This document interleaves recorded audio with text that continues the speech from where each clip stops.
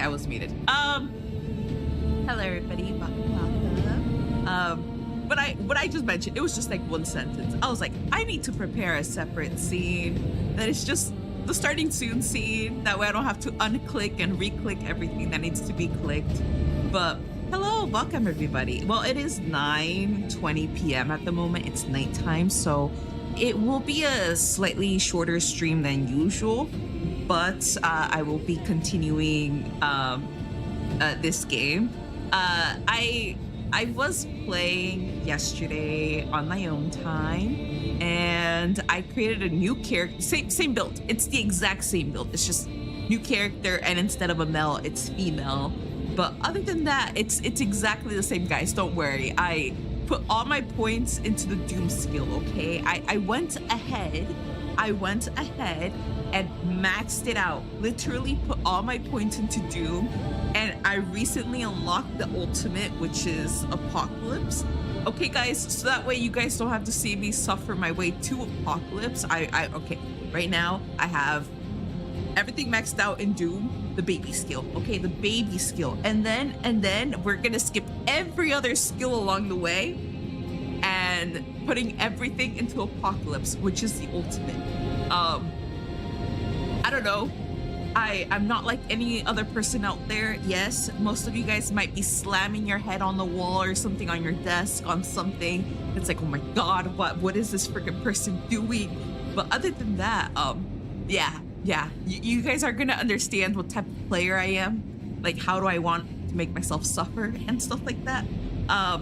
But yeah, you know, it's all good. I made a new character. I stopped exactly when I had to enter a particular dungeon, because you know it's like a side quest. It's not the last dungeon we did, because this is a new character. That character is still in the progress of doing that particular quest.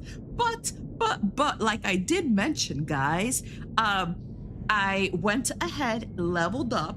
Okay, leveled up. As you guys can see right here, this character, Velshan, is the new one. Level 23. We stopped at level 15 for Venarius. Exact same build, exact everything, okay? It's just, poor Venarius is stuck at level 15, and you know, the game kicked me out of the dungeon, offline situation, and because I played by myself yesterday, and created a new female character, and I named it Velshan, just like me, we are at level 23, and don't worry, I didn't go ahead in the story. Nah. I was just completing every single dungeon near Sanctuary, like in its own zone. I went ahead and completed the 3 dungeons that were right there. And now I'm in the lower section of Sanctuary, about to do those dungeons. So don't worry, guys, I didn't really do much without you guys. I only did like the dungeons on top of Sanctuary, like within its zone, and did those side quests. But right now I should be around the same area on like the stuff that we stopped off with Venarius. I may have accepted like a handful of quests that Venarius didn't have, because you know they unlock as we level up. But other than that, it's not a lot. You guys are gonna be suffering with me. We're all gonna suffer together. Let's all hold hands, pat each other's backs. You know, it's yeah, you guys are just gonna see me suffer. You guys are gonna suffer with me.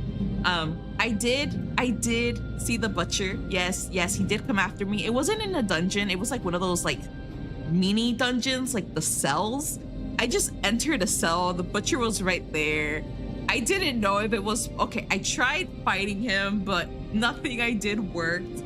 The build I have freaking sucks. Okay, it's just I'm nowhere near the potential of defeating the butcher. Okay, that thing is gonna rip my head off. It's just gonna bite it off clean. So I tried to run away towards the entrance and just escape like the coward I am. I know I'm a coward, guys, okay? I've been honest about that. I'm not gonna lie about it. I'm not a hero. I don't have the courage of a lion, okay? I'm not the courageous one here. If there's ever a zombie apocalypse, I'm dipping. I'm not even gonna survive that long. That's why I don't trust my courage during those scenarios. If it's the end of the world, if anything bad happens, if it's the freaking purge, I'm a coward. I'll go hide in my little corner, you know, run away. But yeah, no, that's just me, guys. So I ran like the little coward I was when I noticed I couldn't defeat the butcher, and I left the little cell. I returned to the cell to see if the butcher was still there, and he just disappeared. So he despawned. Obviously, I didn't earn any good loot that he dropped because I didn't beat his butt. But other than that, yeah, you know, it's great. It was wonderful. Rainbows and sunshines. I lived with my life. What else did you guys miss with this new character? I only died once. Okay, when I was playing Venarius, I was still pretty new to the game, and I died 4 times with him, okay? At level 15, I died 4 times with Venarius. But with Velshun, I only died once, and that's because I was frozen and one-shotted and bombed the heck, and they didn't give me a chance to heal. I couldn't heal, so as I was frozen and I was at my last lifespan, yeah, I couldn't heal, and they bombed the heck out of me, and that's how I died with Vel. Poor Vel. But other than that, I did pretty great at level 23 and 1 death. I was at the verge of dying 2 more times, but I used my courageous legs and ran for my life. Let's see. Hello, Dust. Welcome. Danceville. Dance. I can't dance. I think I can dance with this model. I think I could just sway, Vel, sway. But Vel, I'm gonna lurk. Sorry. No, it's okay. Don't. Okay, if you guys need to lurk, don't apologize. I'm the biggest lurker there is. I have people I like to watch. And you'll rarely see me comment. I'm only gonna comment when I have something to say, but most of the time I'm busy. I have stuff to do, or I just really don't like commenting. I'm not the social type, guys. So socializing for me is pretty draining. So that's why I do appreciate anyone that just watches. All they do is just to watch and enjoy and just, I don't know, use me as background sound, a type of distraction from life, or just existence. So don't apologize, guys. We will be starting the game. I have been chatting for, I can't see my my time thingy. Good 15 minutes, better than what I usually do. For those that are new, I chat for an hour and 30 minutes max, maybe 2 hours on rare occasions. My goal is to chat for 1 hour. To chat for 1 hour, to catch up with people before I start the game. Because, you know, people wouldn't want me to play the game, stop somewhere for 30 to 45 minutes chatting about something that's not related to the game, and then I go on with the game for like 20 minutes before I start chatting about, I don't know, me getting ran over by a car last Tuesday or something like that. While it does tend to happen 80% of the time, where I will stop somewhere in the game and just start a just chatting situation in the middle of gameplay. It's a habit, and I'm trying to get rid of that habit, only having game-related conversations during game time. But, you know, if I know I'm gonna get into a conversation, I'll try my best finding what I would like to call a pause section, as in I find a little corner in the game where it doesn't intervene with anything. It doesn't intervene with the story. I'm not talking in the middle of the story. I'm not triggering anything. It's just a nice little corner in the game where I can go ahead, chat for like an hour, and then I continue the game so I can crop that whole section out if I need to. But yeah, no, it's just, I'm a chatterbox. I'm a parrot, guys. You got ran. No, I didn't get hit by a car. The only thing that's ever happened to me since when I was an itty bitty child to maybe my teen years is I've been in 6 car accidents. And let's just say it was the best adrenaline feeling of my life.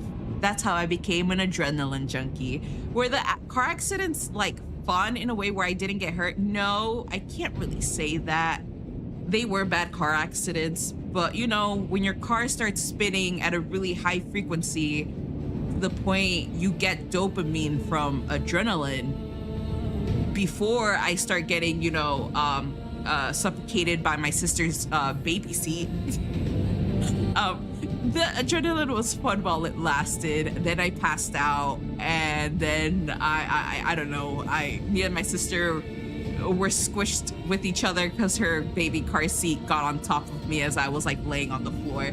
But other than that, it's just it's weird. I would have been on my 7th car accident, and this would have happened if I was 16. But the girl was begging my mom. The girl was begging my mom if I can stay for a sleepover. She's like, can she stay? Can she stay? And my mom said, yeah. I didn't know this happened, but as my parents were driving back home, they got into a car accident where they spun and hit the train tracks. And the reason they spun is because it was the middle of the night. It was raining really hard, and they were driving in one of those mountain corners, you know, where you have to be careful because maybe there might be like a boulder in the middle of the road where rocks tend to fall because, you know, of like basically mountain ranges and all that kind of shiz. So that's what happened. A big boulder was just there. The car in front of her was able to dodge it, like maneuver it, but because her front car acted very quickly, my mom didn't realize it last minute, and that's where she tried to swerve last minute from the boulder. Obviously they spun and she hit the train tracks. All I know from that accident, and it would have been my 7th, but I stayed because of the girl's sleepover request. My brother kicked my little sister in the no. Okay, no, it was reverse. Our little sister was okay, but she kicked my brother's forehead for support. So basically she survived by adding pressure to my brother's forehead.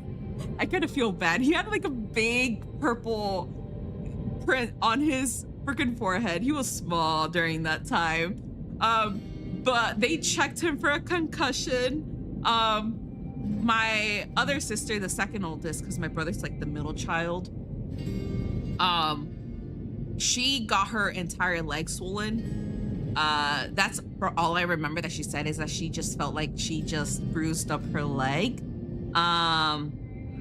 My mother also got her leg hurt because she was a driver during that time. My dad was like very drunk. He was knocked out during that entire drive back home. I guess he drank too much during that event. But during that entire accident, he was still drunk. He was asleep. When the ambulance and like the people came, they tried asking my dad questions, but then they realized that he wasn't there, like mentally.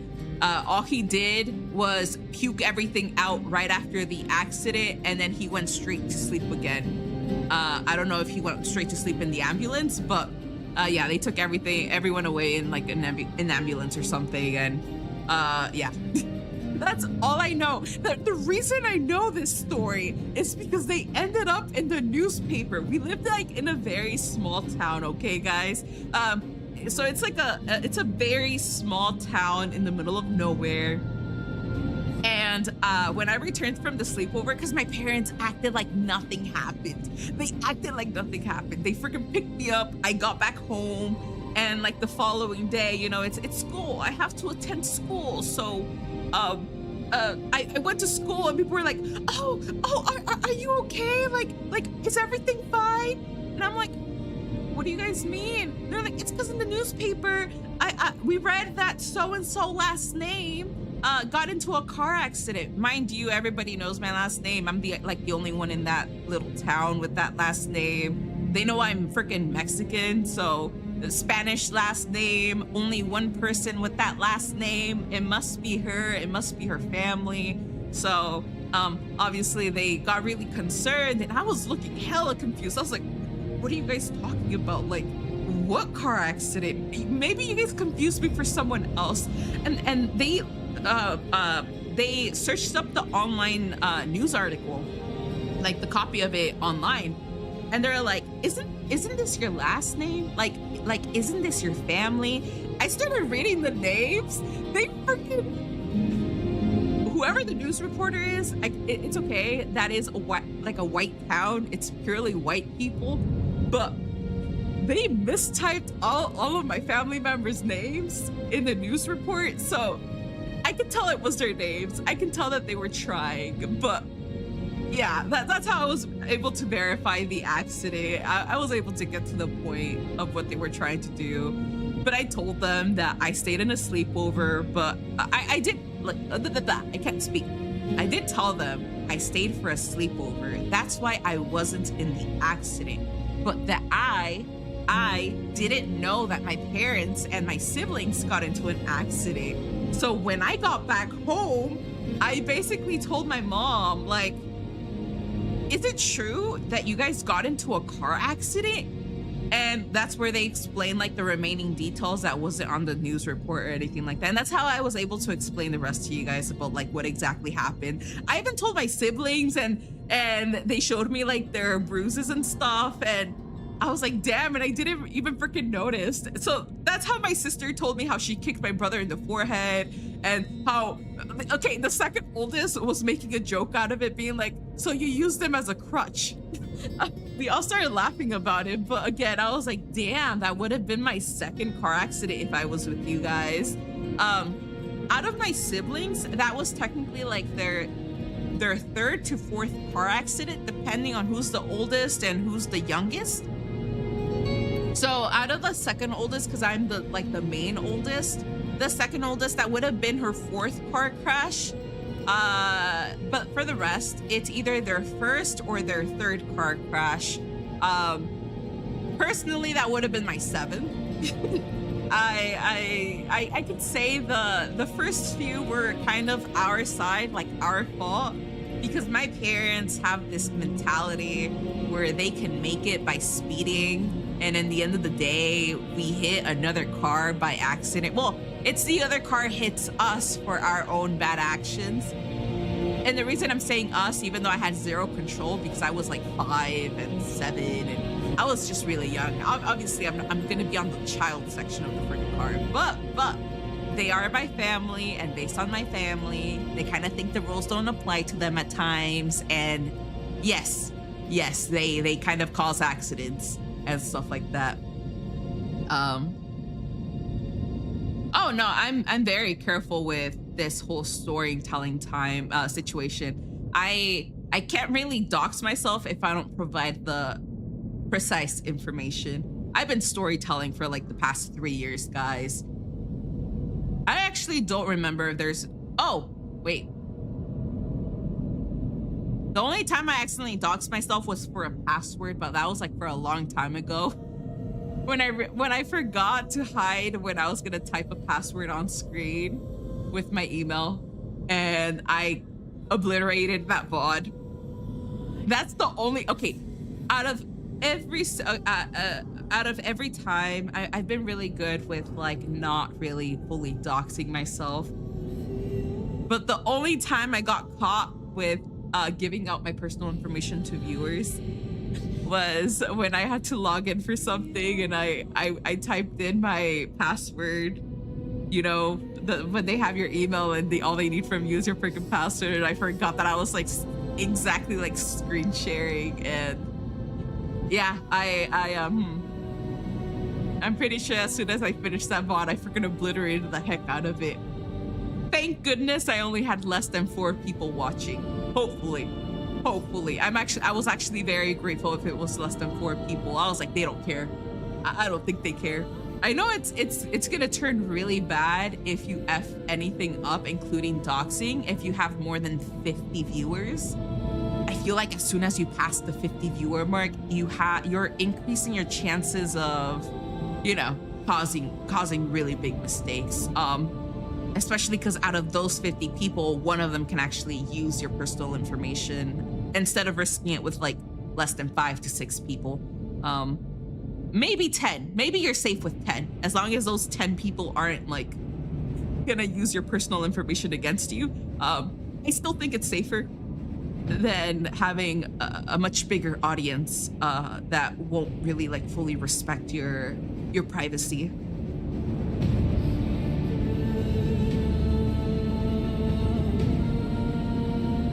It's okay though. We love listening to you. Yeah. It's either adrenaline or trauma. Yeah, okay.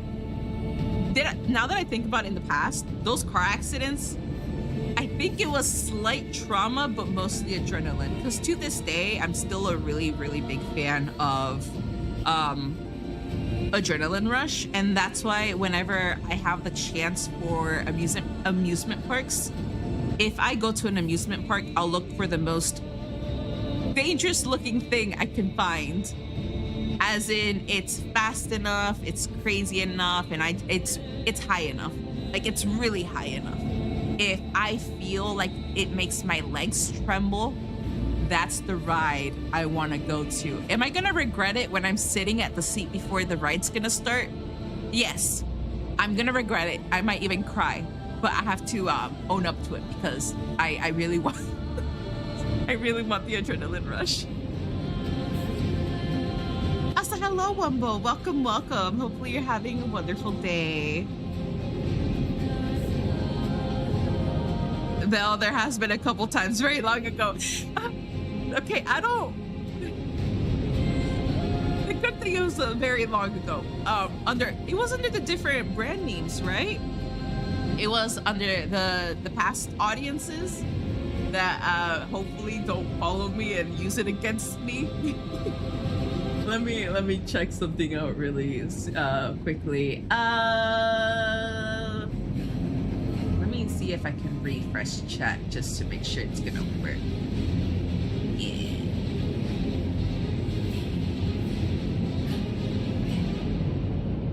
I've been chatting for oh, the bitrate on OBS is horrible. It's red. Hopefully it's not red on the Twitch side. It's green. It's green on the Twitch side, but on YouTube it's telling me that it's a warning sign. Okay, that's okay. Also, for those that don't know, Soul, I'm just gonna cut the name short for Soul.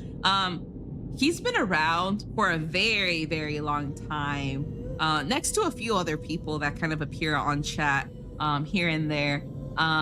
But again, for those that have been here for a very long time, especially for all of like the rebrands and stuff like that, I'm trusting you guys with any of the horrible mistakes I started off with like VTubing and the doxing and shiz. If I ever did show in personal information or accidentally doxed my name or showed an email, you know, anytime I showed stuff, including on old past accounts, I'm trusting you guys, literally. I'm watching all of you guys. I'm watching every single one of you guys. I'm having very high trust right now.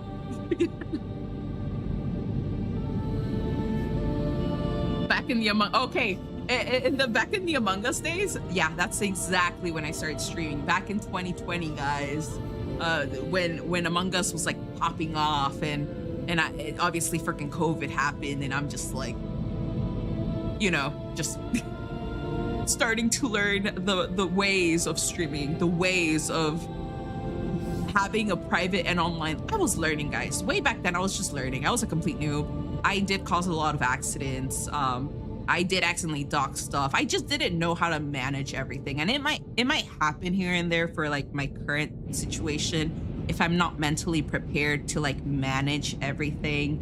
But I'm pretty sure I'm doing better than back then. Back then, I don't know. Everything was really confusing. Like everything I had to do behind the scenes and like the gameplay display and stuff like that. It's like it was harder to manage, but Obviously, I do hope I've improved over the years or like as time passes, where even if I do cause an accident, it's because I was just not there, like mentally. I just did it I didn't basically foresee it to not dox myself and stuff like that.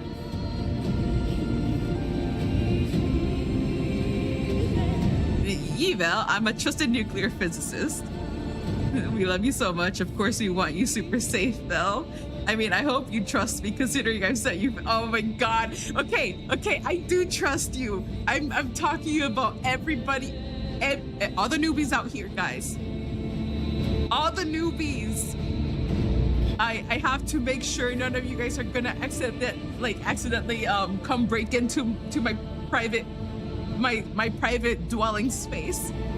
I don't know. I think the only dangerous thing about like personally doxing yourself is just if people steal your finances and invade your privacy. I think that's mostly like the biggest con, is if you have a very aggressive stalker, if someone's gonna come and harm you, I don't know, they steal all of your financial information and take all your money away from you. They use your information against you to lower your reputation online. And what's another one? Obviously invading privacy and overall just, you know, basically crossing the whole parasocialism and taking it a little too extreme.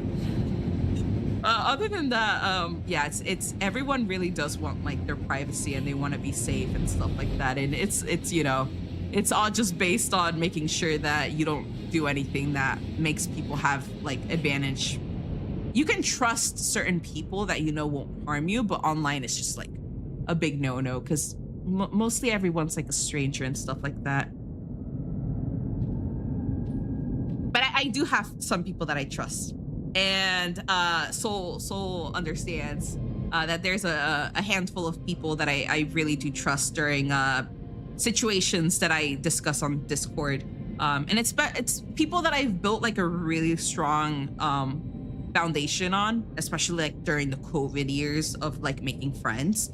And there's some people I do like start to trust as time passes. But again, we all have to be like really careful around anybody.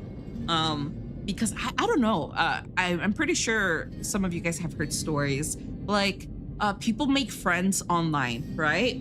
And trusting people is like flipping a coin, right?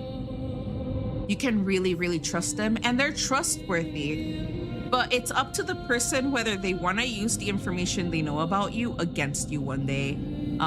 So again, by the end of the day, it's by placing trust on people, and if they ever do use stuff against you, well, you know, it's a really bad slap in the face. But I don't know, it's just it's all about wanting to trust people, but it's whether the person themselves wants to hurt you in any way. And so far, I do trust the people that I've made friends with in the past that have been like super long term, that I've obviously freaking showed like how I look like and like my life, my name, like they know my freaking address, well, my old address, but they knew my address. You know, it's people I really trusted, especially during my times of like depression and stuff like that. And all I have to do is just keep having that trust and hope that nothing really bad happens in the future.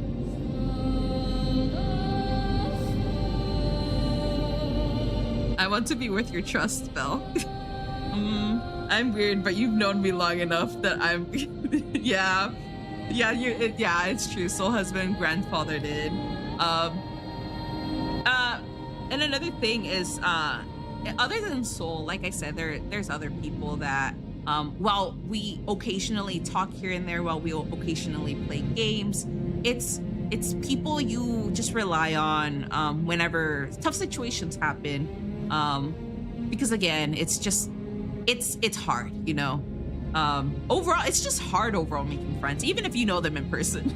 Everything's a risk. Online's a risk, in person's a risk. It's just everything's a risk. And I guess that's another reason why I have like social anxiety, is wanting to trust people, but also knowing how good people are at taking advantage of just anyone.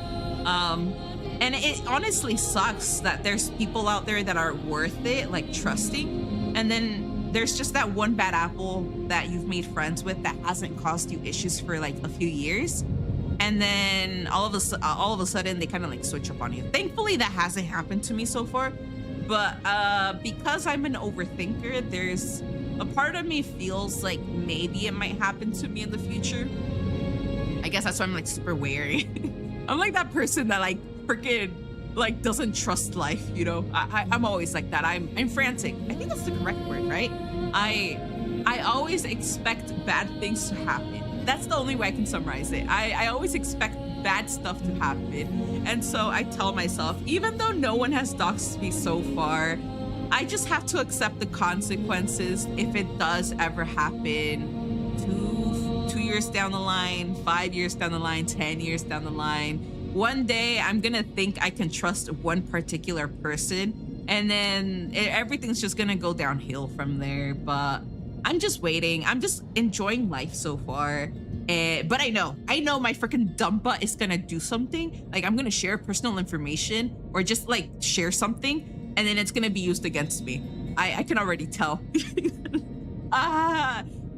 But sadly, that's how life is. It's everything goes in a full circle, and that's why I'm not scared of the stuff that comes out of my mouth. Because I'm just like, if you say it, you own up to it. That's my mindset. Whatever you do, whatever you say, you have to take accountability. Because as much as you didn't mean it in a harmful way, it will bite you in the butt. It doesn't matter if you're being nice, if you're being mean, or whatever. Everything will always come around. And that's the rule of thumb I live by, guys. It's just that something will always happen. And if it's not happening now or in a few days, weeks, or months, I should take accountability by the time it does happen in the future. It's gonna hurt. It's not gonna feel nice. But that's what life is mostly about. It's just a lot of positive and negative energies. It's just things come and go, and it does feel very overwhelming when you're put into those situations. But it gets better when you take action that leads it to, you know, the falling action of a story, right? Like the falling action before it reaches like the conclusion.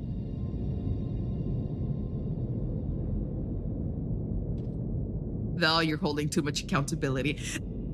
Okay, it's because I never liked it when I think the reason I tell myself to always take accountability for anything that happens is because I hang out around too many people. Not people online. No. This is like people in person. This is when I like I told you guys, I'm the type of person that just lurks too much, like around other people. Like all I do is like mostly I listen and witness. Sometimes I have opinions or feedback to say, but you know, it's mostly just like watching. I just never liked it when people say something. They literally say something, they do something, and then they act like that wasn't their problem. That like they don't take accountability, and they push the blame onto someone else. That rubbed me off so wrong. That as much as I told myself, as much as I'm scared of being told that what I did was wrong, I have to take accountability. The fear is natural to feel, right, guys? No one wants to be blamed for anything. No one wants to be pushed to feel negative. But if I did something that caused a negative effect, I have to take accountability, even if I'm scared, feeling overwhelmed, or if I feel severely guilty. I just don't want to be like the people that try to gaslight and reverse the blame to someone else, even though it was their decision, their action of, you know, what led to one thing to another. I just never liked it, where people will like lie so freaking hard just to not take accountability. And I don't know, I guess I witnessed it enough to the point it made me have people issues. Like a part of me still wants to trust people, but the little voice in my head is like, damn, what if they're playing you? But I'm so gullible, guys. You already know me. Like, it doesn't matter how hard I get played. I'm a little too kind. I need people to watch and watch my actions, like how I connect with people. Because I don't know, like I say, someone might be playing me or something like that. Right now, I don't have a lot of human interaction. Like I'm not talking to anyone like off stream, other than my siblings and whoever I like had like long interactions with during like the COVID season. But other than that, I haven't really talked to new people so far. Also, hello, gal. Welcome. I've been chatting for 42 minutes. Oh, damn. The person on YouTube must be, they must be enjoying their, I don't even know if there's anyone on YouTube right now.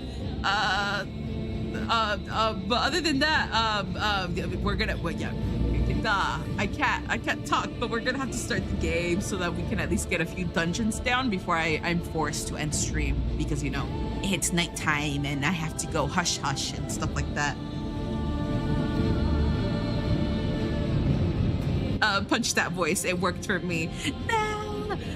Okay, it's not just that voice. I have like, it's true, guys. If you guys see those social media videos, the TikToks and shiz, it's true that some people have like 12 to 15 to maybe 20 little evil voices in their head. Well, it's not like they're all evil. It's just every one of them is like a little personality, right? So there's like the nice personalities, and then there's like the iffy personalities, and they all have this mass meeting conference in my head, and all I do is just listen. So as you guys can tell, the iffy personalities are the ones that are trying to be mean, selfish, protective, defendants. You know, like they're very slightly aggressive in the don't trust people and the this is gonna happen to you and blah blah blah. That's them. And then there's the nice personalities where it's like, well, people are people. People don't learn from their mistakes. It's okay. Be forgiving. Like let's not be that bad personality. Let's not. It's like basically they're freaking hippies. All my freaking nice personalities are about peace, love, and life. Okay, they're they're all freaking hippies, and then the mean ones are slightly more logical, rude, and just cold. They're just cold. They freaking bully the heck out of me and my nice personalities. It's lagging. Oh, it's because of bad bit rate. Okay, guys, Twitch has really bad bit rate. I was gonna mention this in the beginning of stream. I was watching anime before I streamed, guys. I was watching Fire Force. My Crunchyroll has been loading multiple times as I was watching the anime episode. And I told myself, oh, maybe I'm having bad internet connection right now. I was a little concerned if my stream was gonna have bad bit rate, because that's caused by poor connection, or like basically bad connection overall. Like it goes up, down, or it's just very unstable. So if it gets laggy, it's because of bad bit rate, which drops the frames, and it's connected to my Wi-Fi network issues / stability and stuff like that. So I do apologize, guys. There's nothing I can do about horrible Wi-Fi on my side.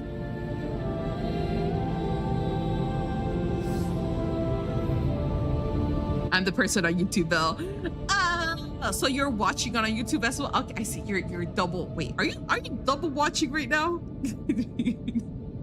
are you like double watching right now?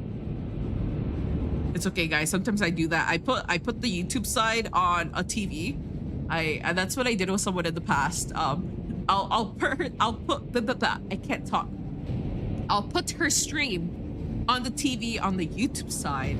And whenever she says something on the YouTube side that I want to comment, I'll leave my phone with the Twitch side active so that I can comment and randomly emote that I'm lurking. That's the only reason I use the Twitch method. So I'll fully 100% watch on the YouTube and just type on the Twitch side. I don't know. I just feel more comfortable watching things on the TV.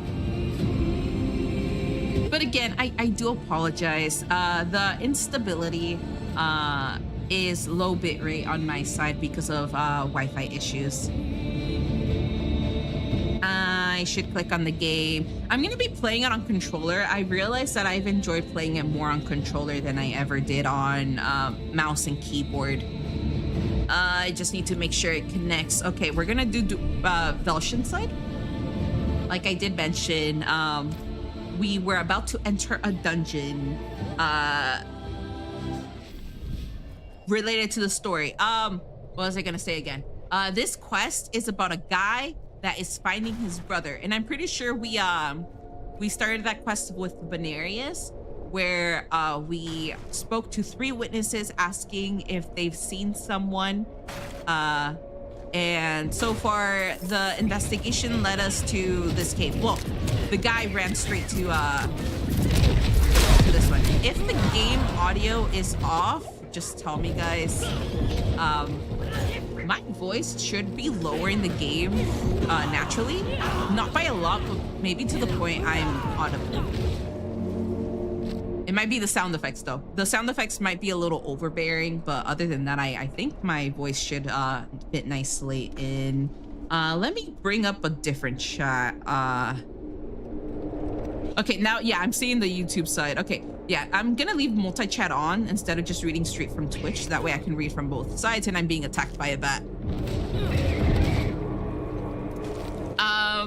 So we're gonna go inside here and hopefully nothing bad really happens. It's forbidden to apologize. Those are your words and they healed me. Nah! I'm like, I see using my words against me. Using my words against me. No, it's a one-sided privilege. I get to tell you guys that, but that doesn't count with me. I'm a very apologetic person, naturally. I can overlook my brother's foul deeds no longer. Light, grant me the strength to bring your justice upon my own blood. I hope to finish this dungeon. Imagine, I was doing so great offline, dying only once, you know, because of like bad healing timing and stuff like that. But imagine I freaking start dying multiple times, all because I'm live, like I have live issues or something.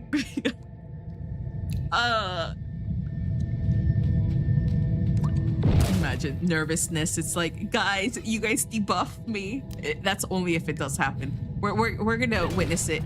I actually don't know how deep this dungeon is. I think it's gonna be one of the long ones. Yes, guys, I'm gonna show you guys my skill. Let me just burn these guys for now. And then there's that guy. Oh, fudge, another one's coming. Never mind. Let me find an empty space, just show you guys my horrible skill building situation. Let me just heal. I need to really pay attention to heal. I should have gone to this side instead. Their little balls are over there. Yes, guys, for those that don't want to see me just using one skill, you guys will suffer with me. I only use one skill, then I use the ultimate during emergencies. Well, it's mostly for crowd control type of situation, but other than that, emergencies. I just need to get rid of this really tanky gold one. I'm trying to also start to understand, like, what does each little icon mean? Let me just heal so that one starts refilling up on its own. What was I gonna say? Oh yeah, skills. Did I get anything that's above? No, they're all horrible. Right now I'm using these ones for Apocalypse. I ignored every other skill. Okay, I ignored every other skill and I went straight for Apocalypse, and right now I'm thinking of investing on this last skill. And this is where I'm thinking, because this is a female character. Should I keep the fire element or should I change it to Abyss? Because if I'm gonna keep it to Abyss, then I can keep one of these two skills. if I'm gonna change everything to hellfire, not hellfire, but you know, just fire overall to fit my character's aesthetic, then I'm gonna have to save up for 30. Turn this Doom skill into a fire Doom. So now it becomes a fire ability. And because I'm in Apocalypse, I can just keep everything fire related. But if I'm doing Abyss, then I'm gonna have to choose one of the Abyss final ones on the Doom skill, and I'm gonna have to change this one to Minefield so it turns from fire to Abyss. I'm thinking really hard. Like, do I want this character to be fully Abyss aesthetic build or fire build?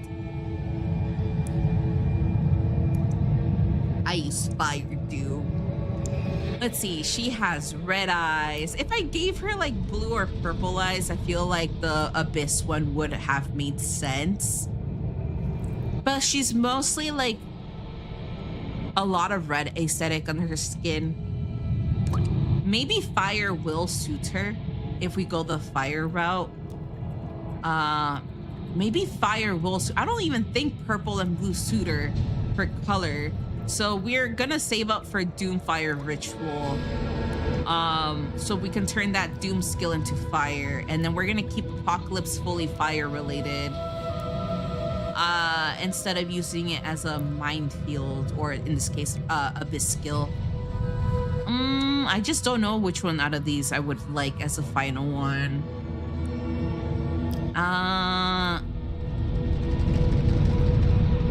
You can now channel Apocalypse for up to say to build up the final and rain. I guess I can just go with Annihilation. I don't know if Annihilation will work, but I'm just gonna use Annihilation.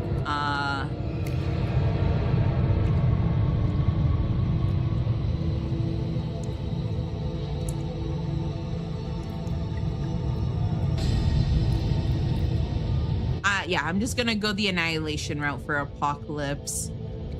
And the one up here is just gonna turn into a fire one. Let me just make sure I'm not missing anything. I don't know, I have this habit of just breaking materials. It's probably because I've been traumatized by God of War. Basically the old school games where you have to destroy every single barrel, every single breakable item in the game, because I don't know, they're gonna give you health orbs, experience orbs, stamina orbs, those colorful orbs, or like Kingdom Hearts. I think it was like 3 Chain of Memories, where they wanted you to like break stuff so that you can maybe find items and cards. I don't know, it's just when they hide items and stuff on freaking where they hide specific important stuff on items. So they make breakable items all over the damn place. Sometimes I do sense that they don't do that anymore these days, like hide anything in unbreakable items. But I don't know, I just feel like it'll be nice. Like, hey, you didn't break these 50 barrels we had over here. They had like a hidden legendary item in there.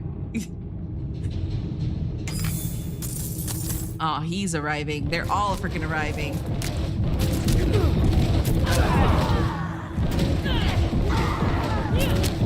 I think I'm gonna reach level 30, maybe by the dungeons I finish in this zone.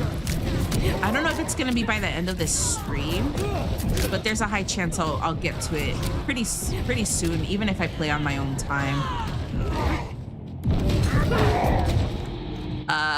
But yeah, all of you guys will have to suffer with me with this 1+ skill. I'm gonna call it plus because the ultimate has like a big cooldown.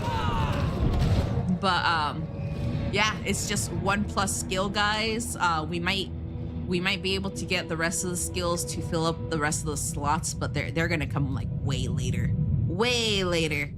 For now, it's just me making myself suffer. Oh, Apocalypse final hit has 20% chance to hit twice.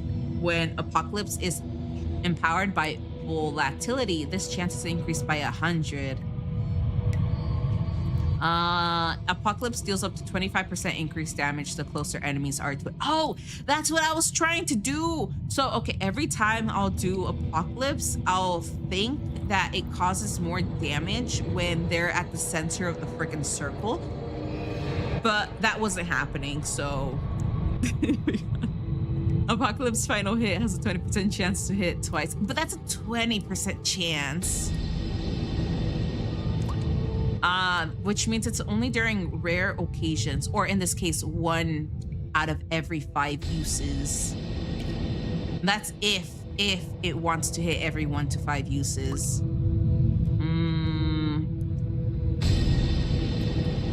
I'm gonna do that if anyone goes to the center, or if I, do it towards the center, it murders everyone that is just too close.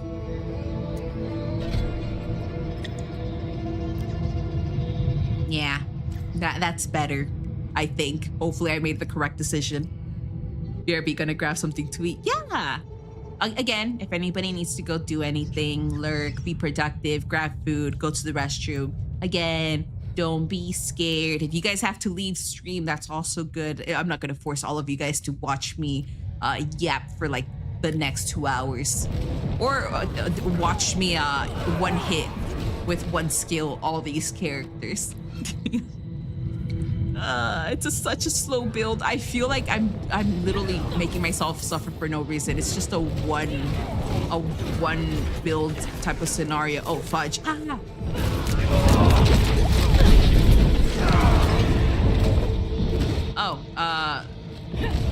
It's okay. I can deal with one man armies.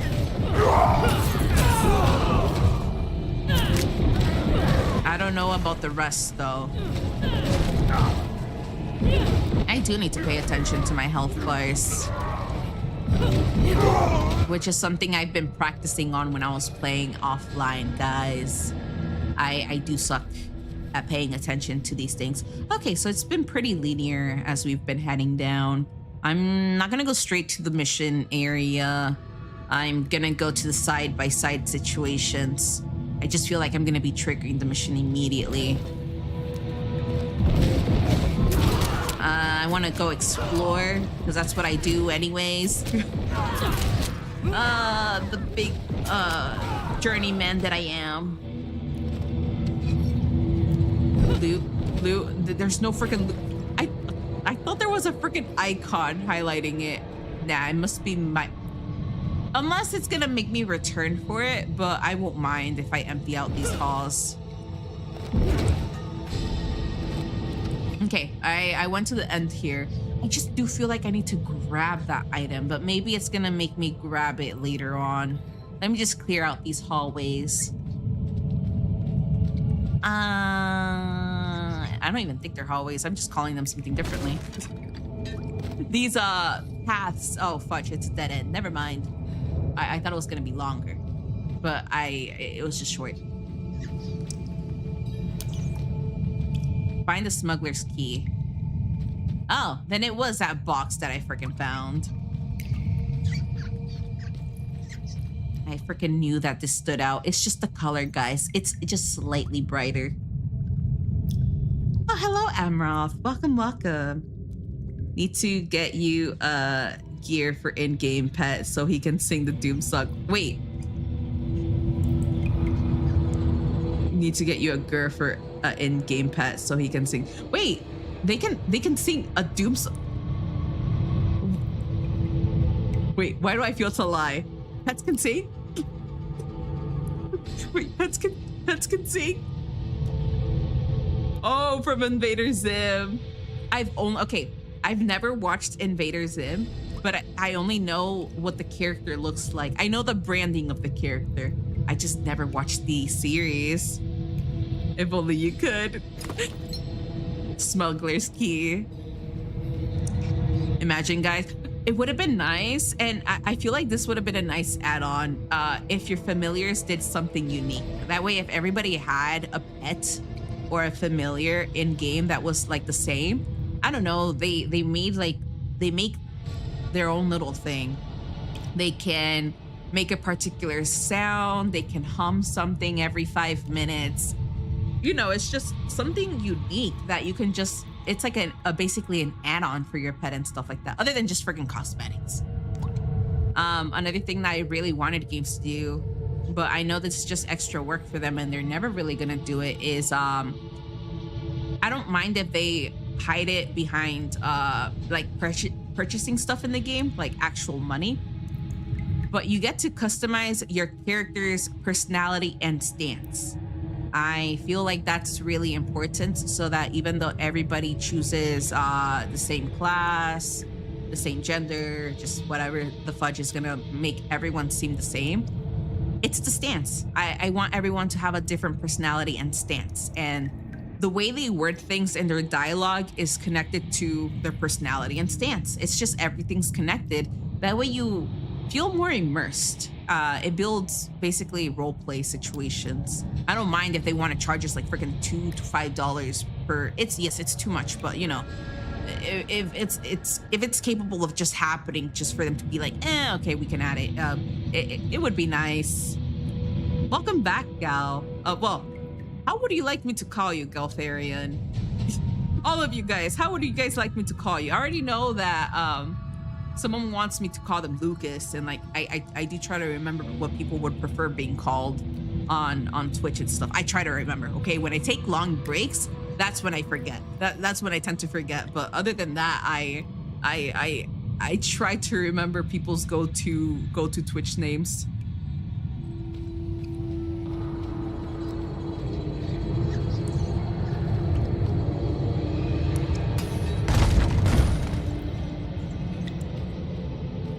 Break. No, fine. I don't know. Why do I feel like I'm just disrespecting everyone's items? Like, they worked so hard to bring them all into this like cave, and here I am messing around with everyone's items in this very dark world where there's like demonic beings all over the place.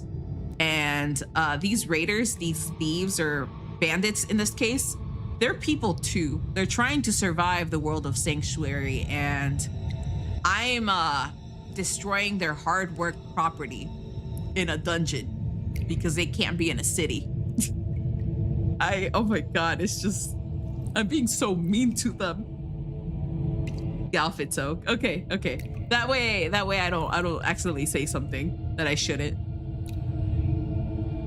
Morning. Morning, Punisher. Welcome. Again, hopefully all of you guys are having a wonderful day.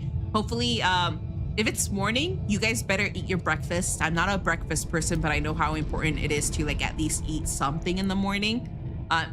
Protein-based is better in the morning. It adds a cushion for your stomach before you guys down anything else later on that's heavy or acidic or anything like that. If it's nighttime, you guys shouldn't be eating. If it's nighttime, just so you guys know, I know I can't control your eating schedules. It's bad. I know it's bad. But just so you guys know, please don't upset your stomach for eating at nighttime. If you guys are gonna sleep anytime soon, don't eat 3 to 4 hours before heading to bed. That's the only advice I can give you. But if you guys want to go and eat, that's okay. You know, it's just the body functions a certain way, and you might question it later down the line. And just so you know, your body told you that it doesn't need anything in the system for like 3 hours minimum. Yeah. If it's later in the day, guys, for you guys, hopefully you guys are just resting well and enjoying your enjoying your nice meals, heavy-hearted meals. I spent the whole afternoon catching up with the last season of The Boys. What season did I freaking stop for The Boys? I don't know. I try to watch everything the last time I had access to wherever the fudge they're being posted at, and I haven't caught up with the new season. Yeah, I think it's the new season I haven't watched so far. How has it been? Anything unique this season? Prime Video. Okay, so that my brother has a habit of signing up to. It's when they give him like free Prime for a month. So he tends to tell me and my sisters if there's anything we want to watch using Prime, that we only have 1 month to do so before it, the free version ends. that's where I freaking watched it. So I was binge watching it when it was free. I don't think he's done it so far. He keeps forgetting to like renew any offers that they give him. Someone freaking hacked my, and it's not new. It's been happening for more than a year. Oh my God. So I can't delete my Amazon account because they want verification that it's me in order to delete my Amazon account. But someone that literally lives in the same city as, oh my, same city as me, same city town. This person has access to my Amazon account. And it doesn't matter if I try to remove his banking information or anything, he puts it back in. So at this point, I'm tired. He tried using my card to order stuff. There was one item I couldn't refund because it was too freaking late. But this person basically took 10 bucks out of me out of an item I couldn't freaking refund. I refunded the rest of the items this freaking person was ordering long ago, maybe like last year in fall or whatever. But I just removed my card information. I removed anything that was my information that he can use for financial reasons. Oh my God, but this person also activated the Prime Video thingy that Amazon offered, the free version of, hey, you can sign up to like Prime Video or whatever. Like they freaking activated that too. I tried to freaking cancel the heck out of it. Obviously it was active. There was nothing I can do for like the free one trial free version, whatever the fudge they freaking triggered. But I removed my freaking card so that it doesn't renew or anything like that. And this person went ahead and just added their card, their address. They just added their freaking information. And I even got sent the picture of, yeah, we delivered your Amazon package. They freaking sent that picture to my email. And like, I forgot where else, but they freaking sent it to me.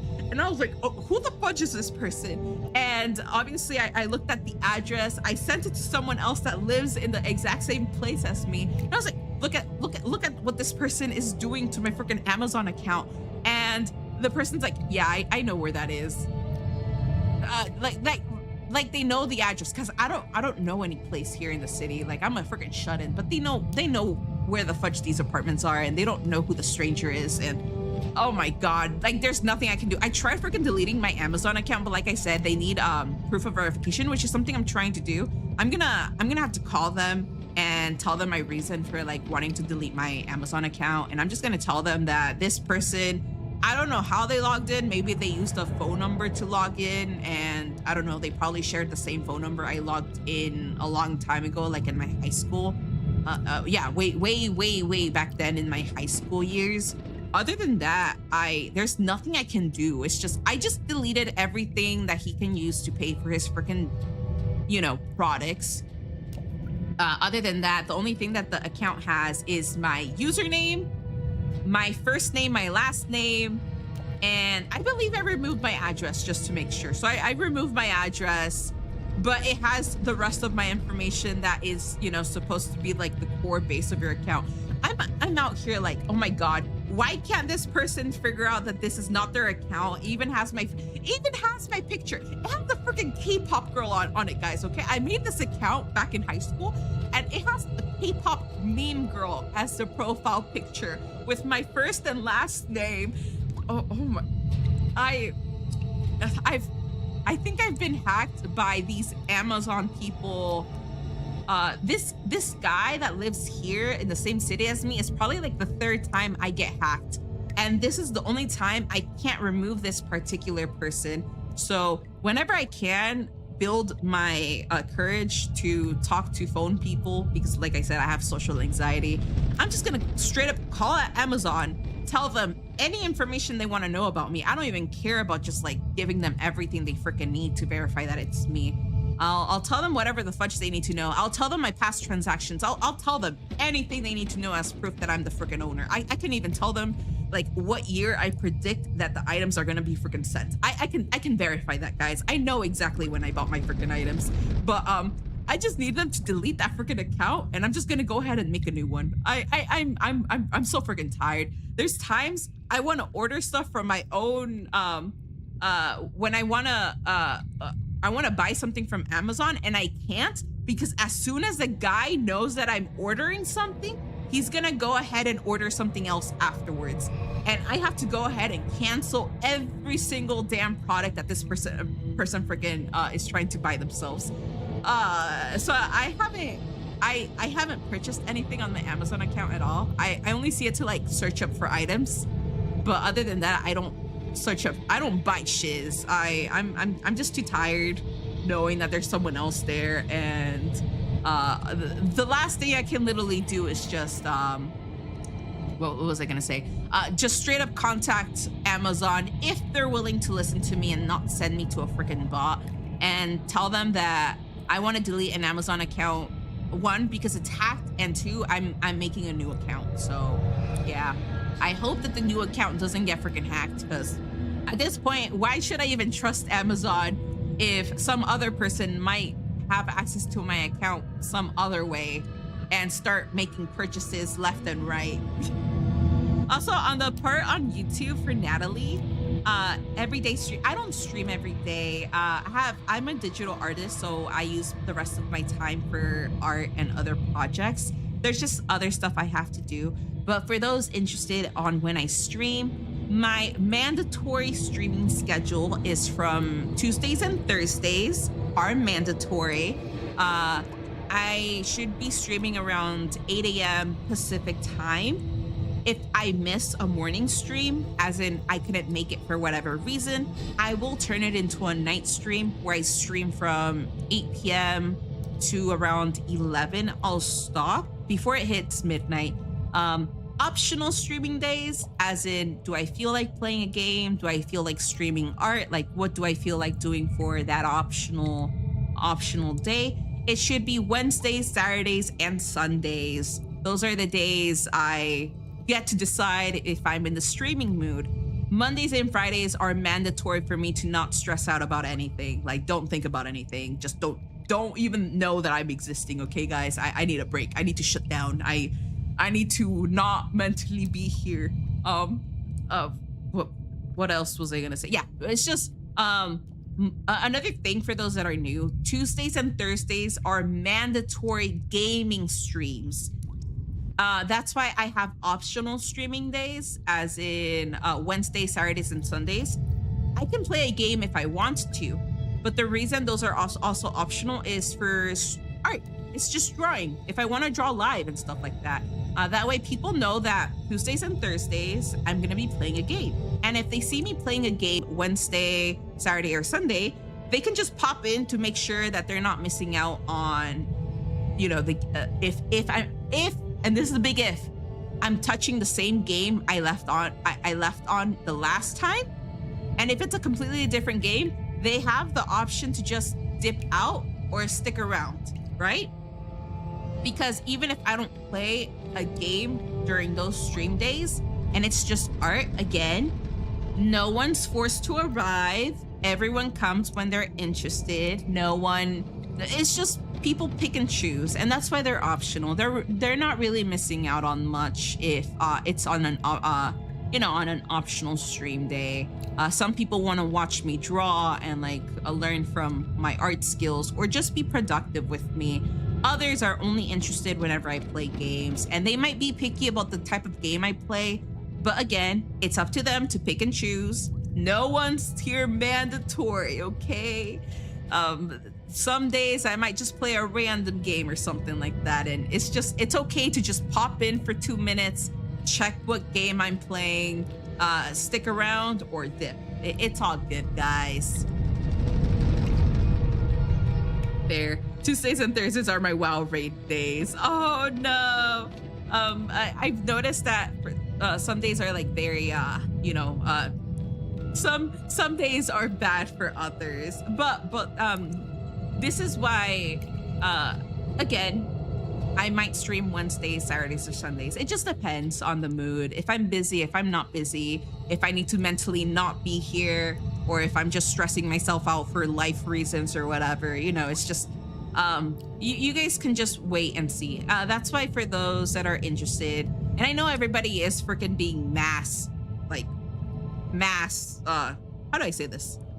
Too many people join too many Discord servers, so that's why not many people want to join. But you guys can just either follow. I'm gonna have to start posting if I'm gonna stream on my socials. I only post if I'm gonna stream something on Discord. For those that are already on Discord, they already know that I'm super open about, hey guys, I feel like streaming today. Hey guys, I'm not gonna stream today because I'm having GERD. Or, you know, it's just, I don't know what I should stream today. I don't even know. Freaking Discord is where I talk if I'm gonna be streaming, not streaming. I'm not gonna make it last minute, guys. Like, please dip on me. Don't expect anything out of me. But I should probably make a shorter version of that for social media, because there might be some people that might be scrolling on social media that will not look on my Discord if I will or will not stream. And I just don't post anything on socials, but maybe I should. And I don't know. It just depends whether people do search up stuff if I'm gonna be streaming or not on social media. Also, hello, Rosie. Welcome.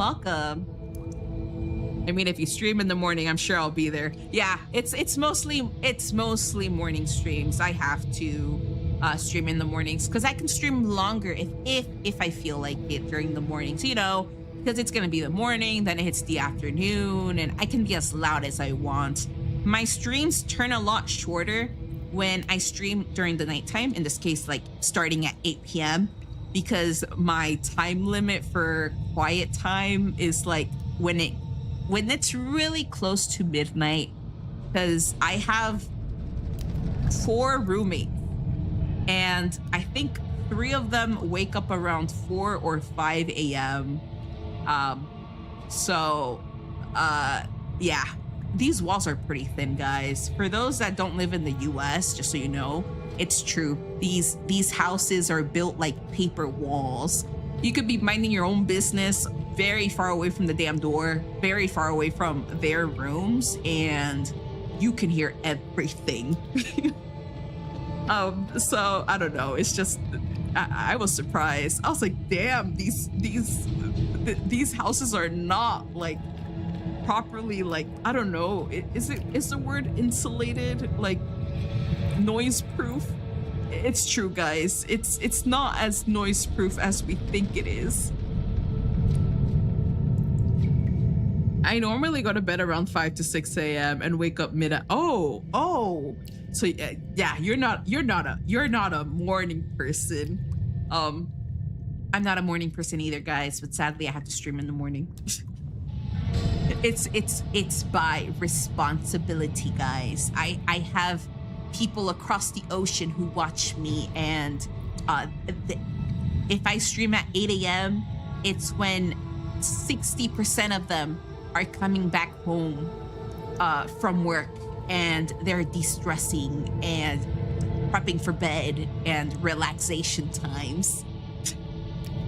I don't even know. It's just it's different, guys. It's all based on first come, first serve, and I just used up a skill.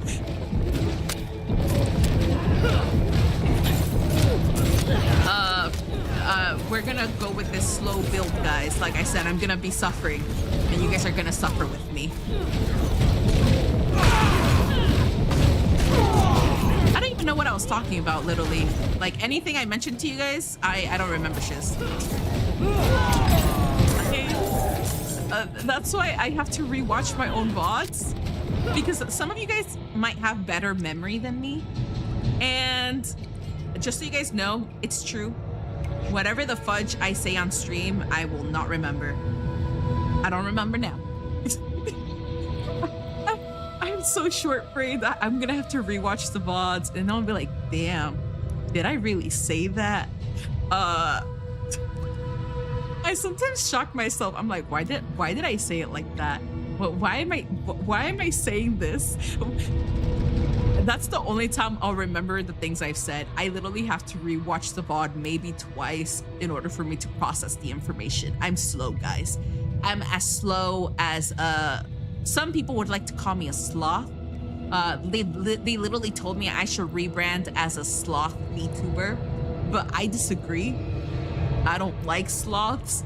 I know I'm slow, but that's why I want to promote myself as Granny Vel. I know I'm not really old to be called a granny. I don't even have grandchildren. I'm not even at that stage where I have kids, but like deep inside my soul, maybe I'm an 80-year-old woman in a rocking chair with very slow information processing limits, and I just yap. You know, I'm yapping to these grandkids, and all I have to do is talk about stories that they're probably not interested in. I'm just a very old woman. I should probably have glasses on me. It's okay, guys. I'm a vampire VTuber. Well, not exactly a vampire, because this character is based on my own original lore, as in like my own made-up world. You can say that I'm a very vampiric being. So by vampiric, it can be anything close to a dhampir, a vampire, a bloodsucker, just anything vampiric. I would like to summarize myself as just a supernatural entity, like I'm not mortal. But if you guys have to be more precise and just simplify everything, even though the information is not as accurate, vampire.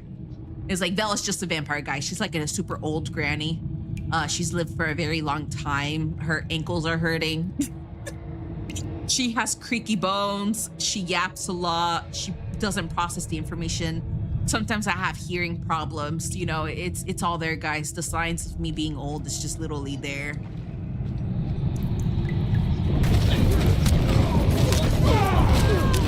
I'm not even that old in real life either. It's just I don't know. My soul isn't just keeping up with me.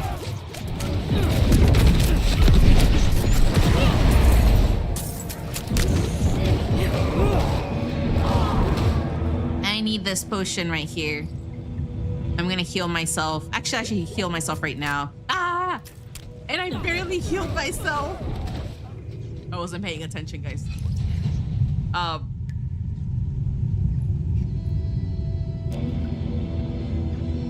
Luckily, this house was well built.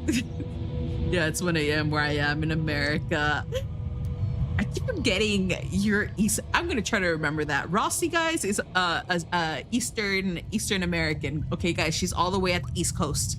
I don't know where. We all have to hunt her down, but she's somewhere near the East Ocean. What is near the East Ocean? I'm not the best with geography. Is it the Atlantic Ocean that's touching the East Coast?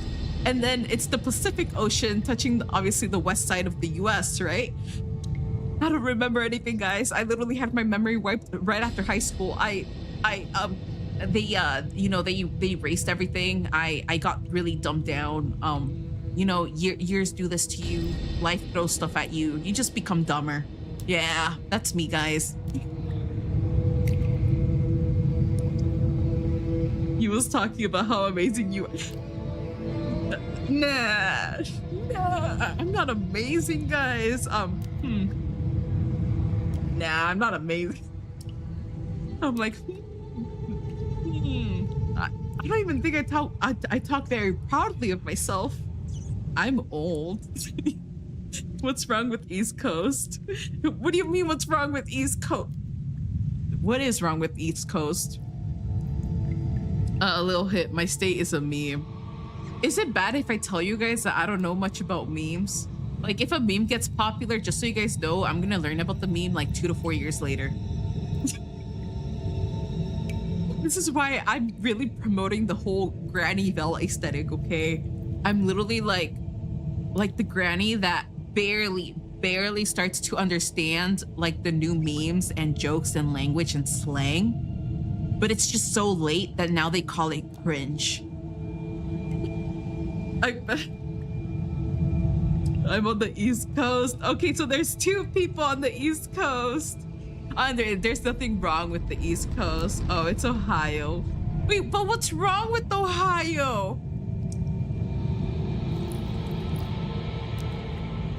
I don't think there's anything wrong. Actually, is it bad if I tell you guys that I think the East Coast is richer than the West?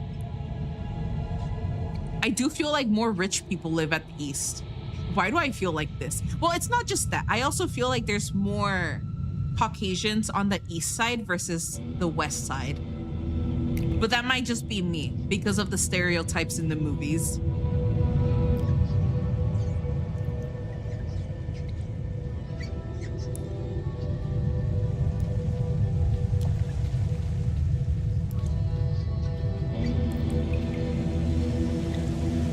I get influenced by the entertainment industry, guys.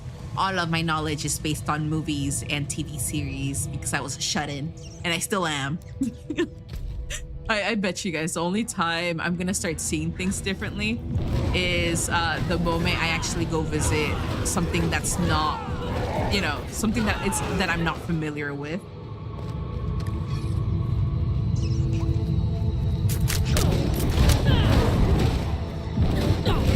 Why do I learn about things very late? Now I'm really thinking about that because there's times I want to attend art trends, like art, popular stuff that's in the art community.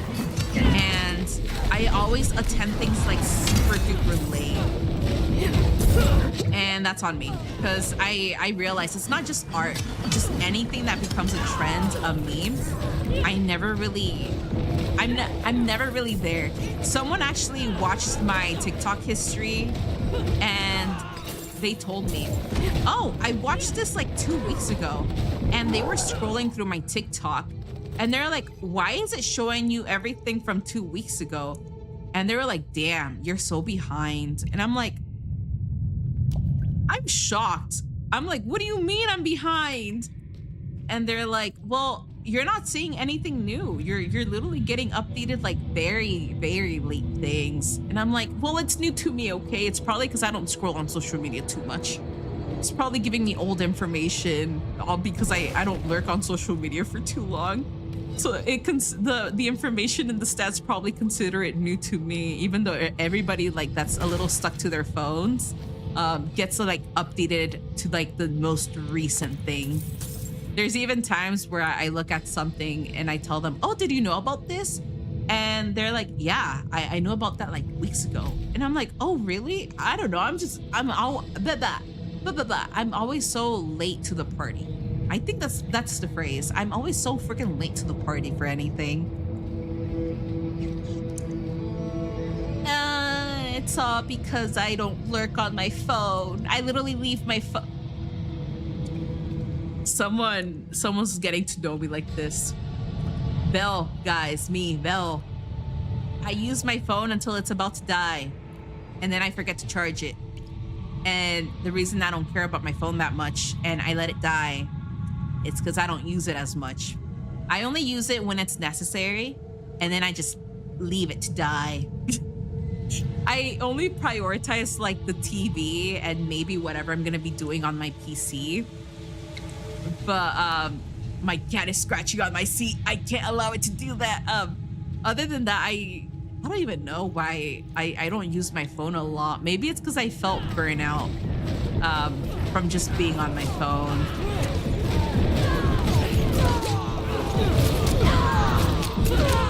But I'm content. Even if I'm receiving information very late on my social media feeds and stuff, I'm content. And that's probably because I don't lurk on it 24/7. Even if I am like super behind on updates, news, and stuff like that. The only con though is that I do let my phone die and just die. I keep forgetting to freaking charge it because I'm prioritizing something else. Okay, so we discovered everything else. I think we're heading towards like the boss area, or maybe the second zone or something like that.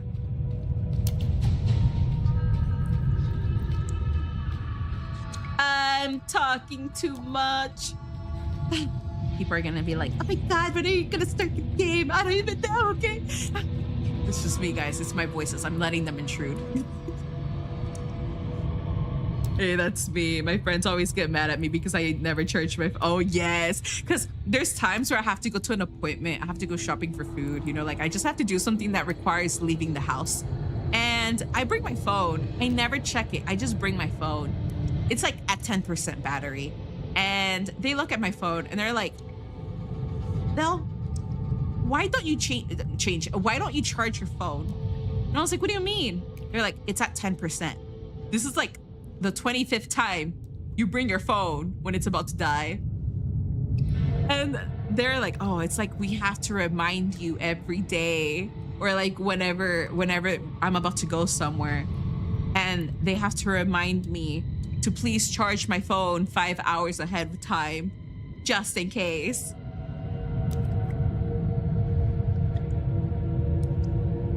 Leave the house, but that's me.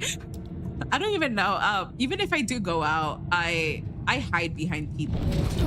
I literally just let them do all the talking, and I'm just like hiding there, like if I'm like an underage child or something. But it's like the little kids that just like hide behind their parents. It's embarrassing, but that's usually how I act. I let other people do most of like the whole connecting and like taking lead and shiz, you know, whatever needs to be done. Overall, I'm just hanging like a parasite. I'm job shadowing. Yeah, that's the correct word. I'm just job shadowing behind the person, even though there's some stuff I need to do, like buying food and stuff like that. I'm okay doing stuff that doesn't require socializing with people. Perifan, damn it! Where are you?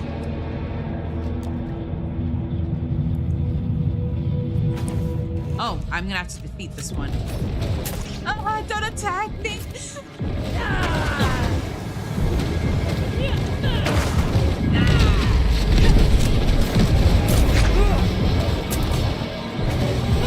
Okay, this is a dungeon! I'm not even ready mentally. Okay, it's okay. It's okay. It's okay. I don't even know where you're gonna be. I'm gonna die.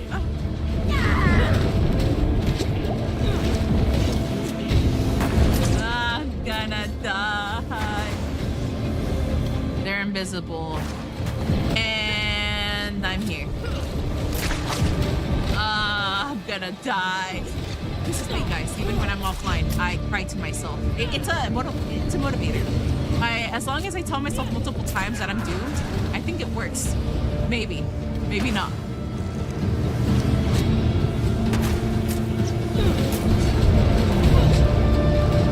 The apocalypse should be ready soon. Oh, never mind. I'm okay. A few headbutts here. Maybe I got concussion twice, but it's all good. You know, it's all good. I did swell.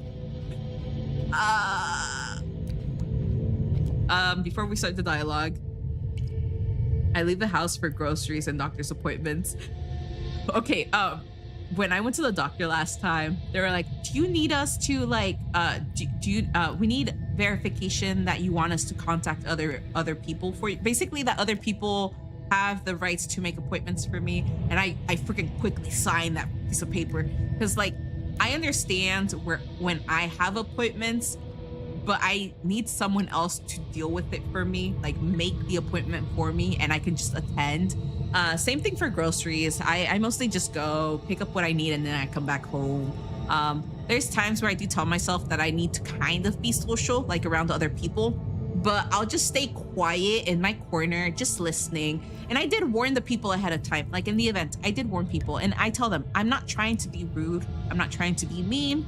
Just so you guys know, my energy levels do get drained pretty quickly and I should survive being in a social gathering event for a max of 2 hours before I start looking like I hate you, all of you guys, and I just don't want to be here. And I tell them, it's not that I hate all of you guys, it's just I can't keep up with my mask, right? My smile masking of being around people. I do tell them, if I start to look like I'm annoyed or I don't want to be there, just so you guys know, I don't hate you guys, I don't hate anyone.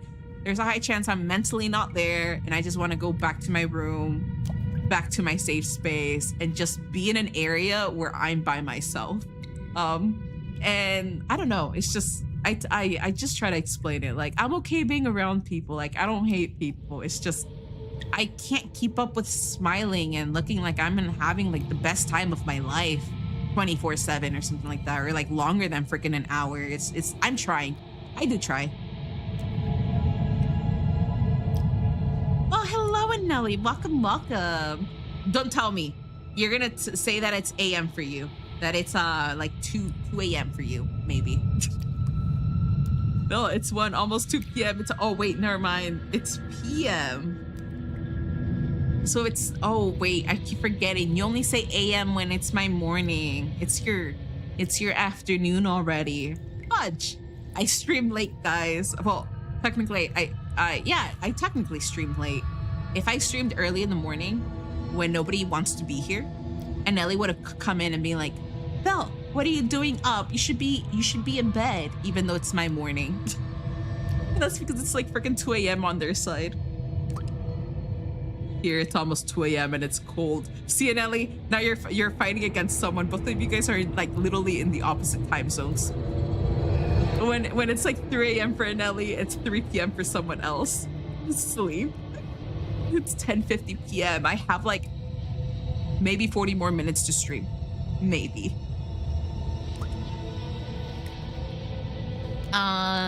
Okay, we're gonna continue the dialogue for this. Your brother's been through a lot to find you. Look them. What have you done? How could you have fallen so far? Margrave demands justice, brother. I need justice. They told me it would be clean.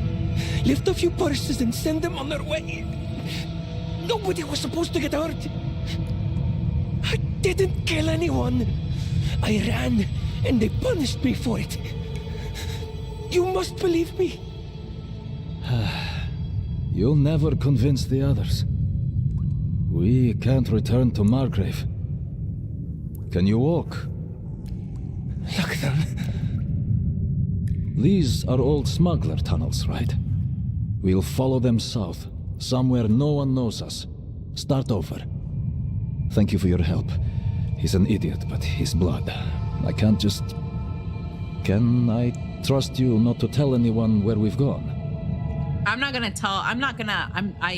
I should not snitch. I don't hate him. He's not a bad person. I'm only gonna snitch if I don't like the character, but they literally did nothing wrong. Are they just gonna poof away? Like, are they gonna disappear? Or are they gonna slowly walk? They freaking poofed away. Come on, I wanted to chase you guys down.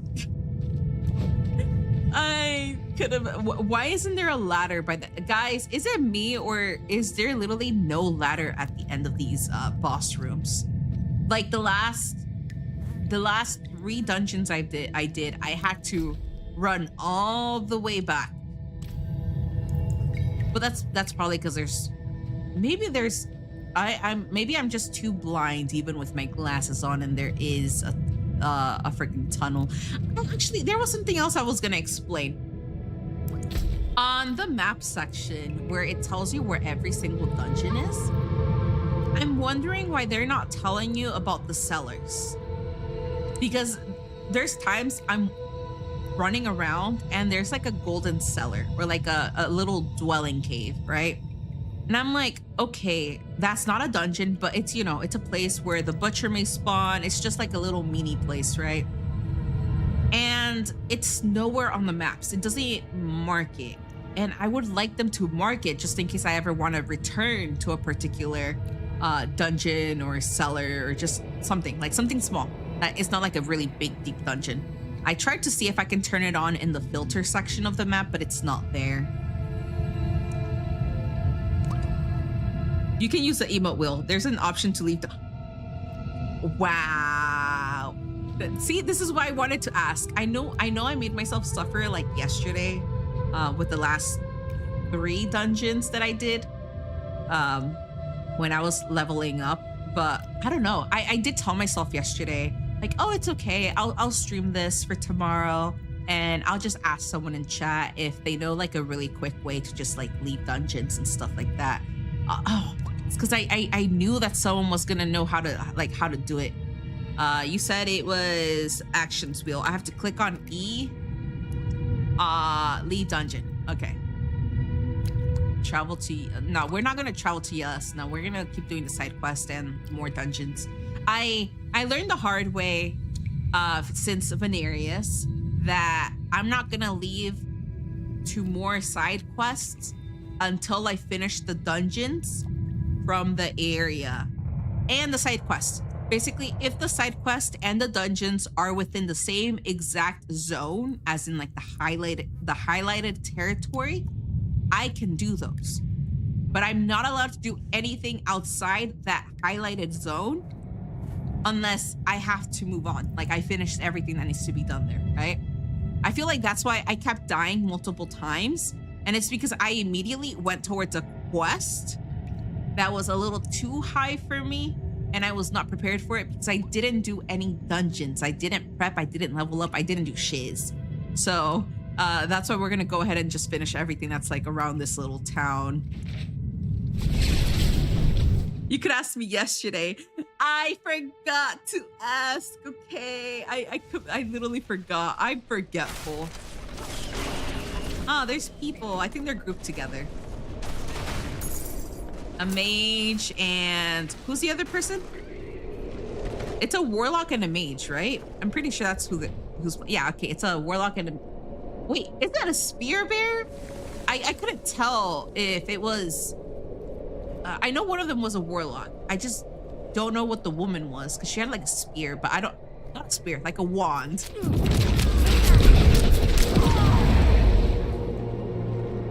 Okay, so what I mean by zone is there's a white highlight on this territory, and I did the one that's for the side quest down here, but I should be doing the dungeon on Mallwood and the dungeon, this is the dungeon that kicked us out last time, the Legacies of the Light Watch one. So we're obviously gonna finish that dungeon because it's, connected to a side quest, but we're gonna have to do this one, the Mallwood dungeon. I think it's best if we do it now because we're going to be heading back anyways, and then we can finish the remaining side quests in this territory before we move on to Yelesne. Yelesna. Yeah, Yelesna. And then we're going to have to do the dungeon down here for Yelesna. And I know there's a mission up here that I accepted. So we're going to have to do... Actually, before we reach freaking Yelesna, I'm going to have to do the one here. Maybe the one up here. But if it turns out this one up here is higher level, then I guess we can do Yelesna and then the one up. Does it even tell you what levels it's compatible with? I don't even think so. I think you just have to figure it out by fighting enemies to see how tanky they are with your spells.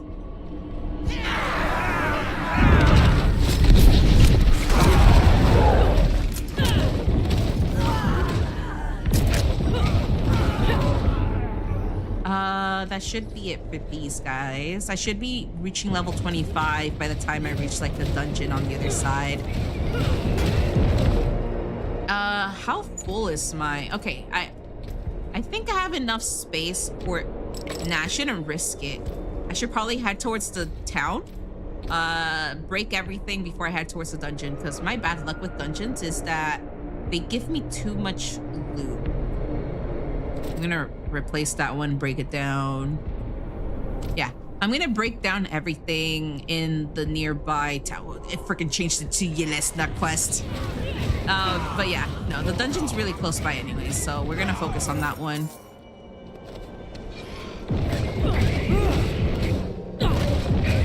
And I can just teleport there, but I tell myself if I teleport there, then I won't be able to level up with whatever is being thrown at me. I'm mostly just here for the XP, even if it's like itty bitty, barely anything. Any XP is better than no XP. Okay, the dungeon's right here, so I'm just gonna head back towards this place, and it's really close by.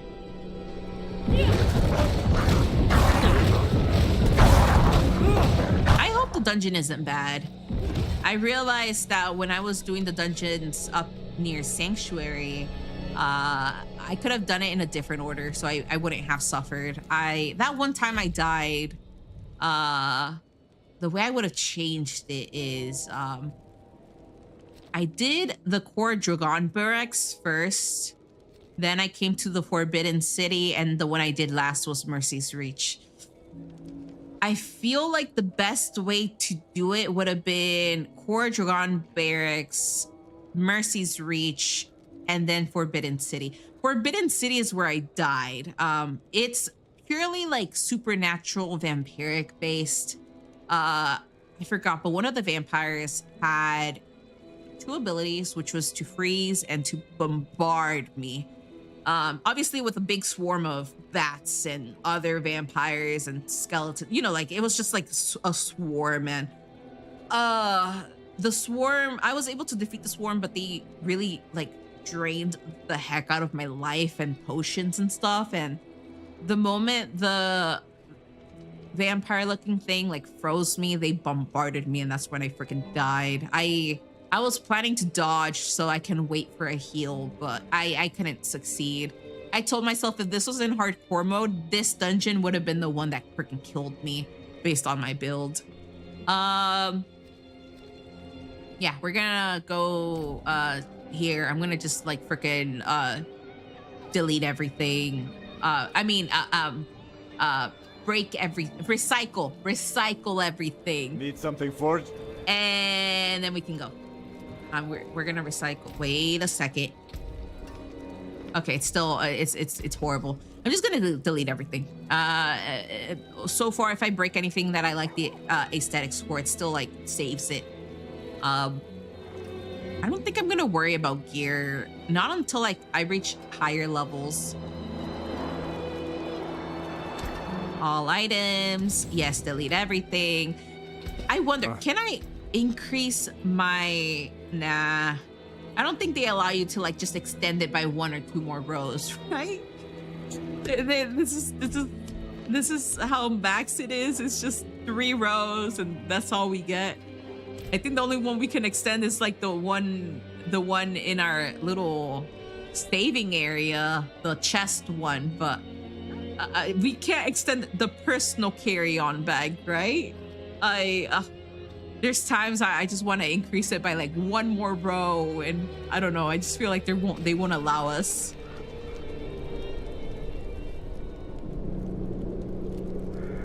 I sent the lore on the Ohio meme on Discord. Okay, that way I can watch it and not stay too behind in case someone else tells me about the Ohio meme, and I don't know. I'm just like still in the dark with like. Someone explained it best. They said anytime they see me in person, like they see my facial expression, they can already imagine a real life loading screen on my forehead, on my big forehead. And they said, because I don't hide my expressions, you can clearly see it on my face, especially if you get to know me more. Like you get to know how gullible and forgetful I am, or if I process something successfully, or if the process gets interrupted to the point I'm like very confused. They always said that they always see like a really big loading screen on my face when they can tell that I'm having a hard time understanding or processing something. It's 7 a.m. and it's I'm pretty sure that's supposed to be warm. It's hot based. It's gonna get hot. I've noticed that it is getting hot. I can't even take my day walks anymore. I was supposed to walk like 2 times during the day, like 1 before I eat and 1 after I eat, but it's just too freaking hot. There's no air, there's no wind, there's nothing, and I just don't want to do my walks anymore.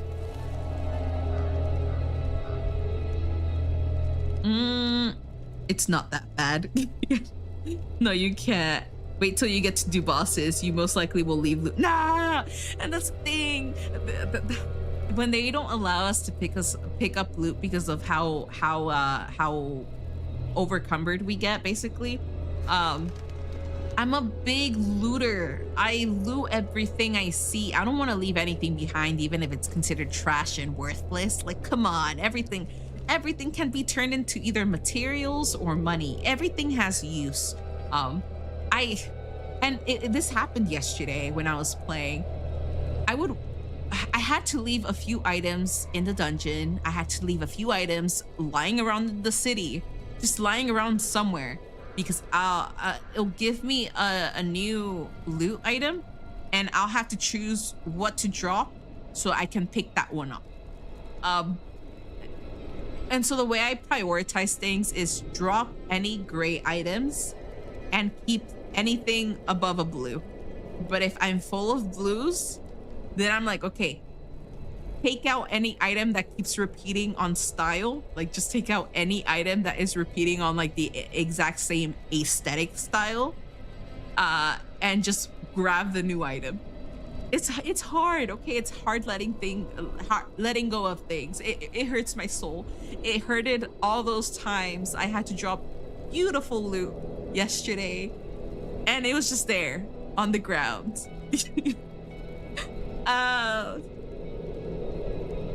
You can port to town, then back to the boss and grab the rest, but I'm too lazy to do that.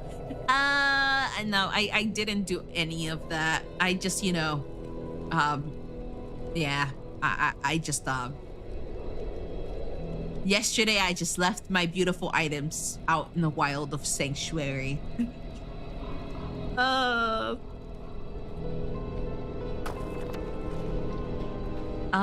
What was I gonna, oh yeah, dungeon.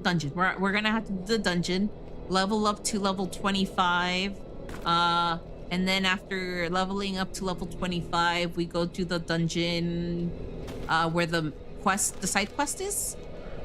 And then, well, dungeon, this side quest right here about the cleansing flame. Well, that one was hard because it's a lot of swarms. So this one, this side quest, and then we can finish off with the cleansing flame, because I remember that they freaking spawned so many venomous, toxic enemies at me that they kept spilling acid at me and burning me alive, and I was just suffering and dying, and it was horrible. So I hope doing this dungeon and then doing the side quest dungeon is gonna make things a lot smoother. I think my pockets are clean.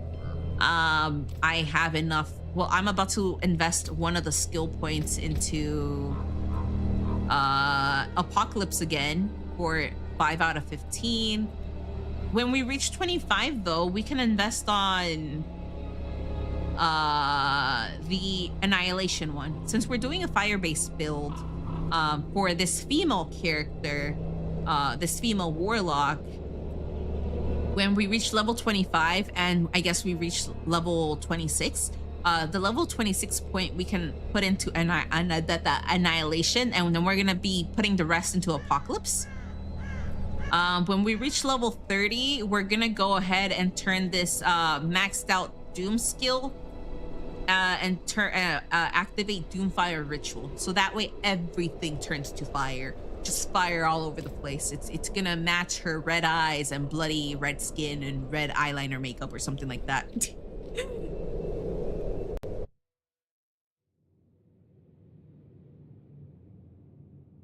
I hope I find better aesthetics for her later down the line.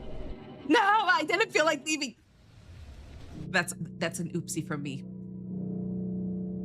I didn't intend to leave. It's slay the bandit sentries. Bandit sentries.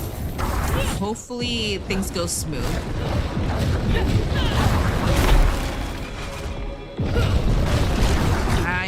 I'm gonna only use the fire when I really need it. I don't think now is necessary. I'm gonna heal up, and that way we can grab the other potion later on.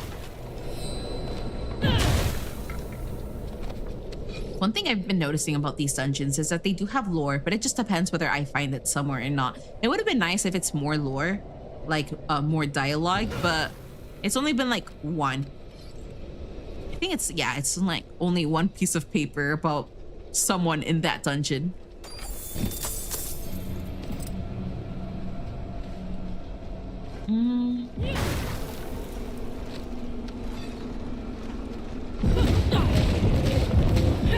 Yeah, should have murdered all of these.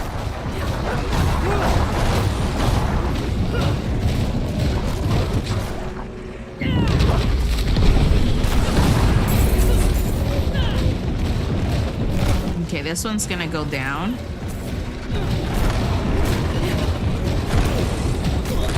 I don't know what that skull with the upwards thing does. We're gonna explore every piece of land, guys. It's just, you know, old games traumatized me. Raise your hand or type raised hand if you guys have been traumatized by older generation games where it seems that the mechanics aren't being used to this day, but you guys still do the old mechanic situation just in case any studio feels like incorporating it again. One day they're gonna creep up on us, guys. Like the day we decide to stop doing whatever the older generation games wanted us to do, they're gonna be like, you know, it's a nice time to bring back that old mechanic that we did a long time ago. You know, it creates like better gameplay, better gameplay frequency and like looting opportunities and stuff like that.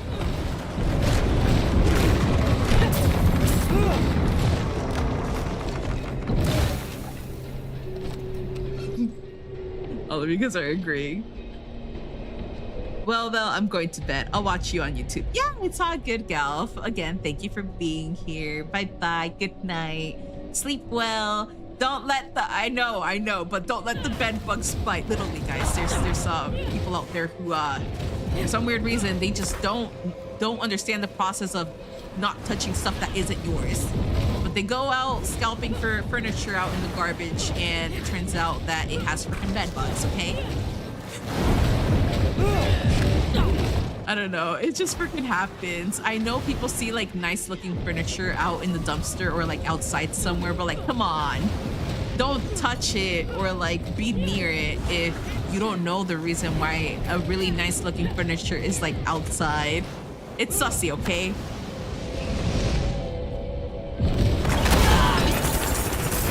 Actually, and I'm gonna say this, I'm victim to the whole bed bug situation.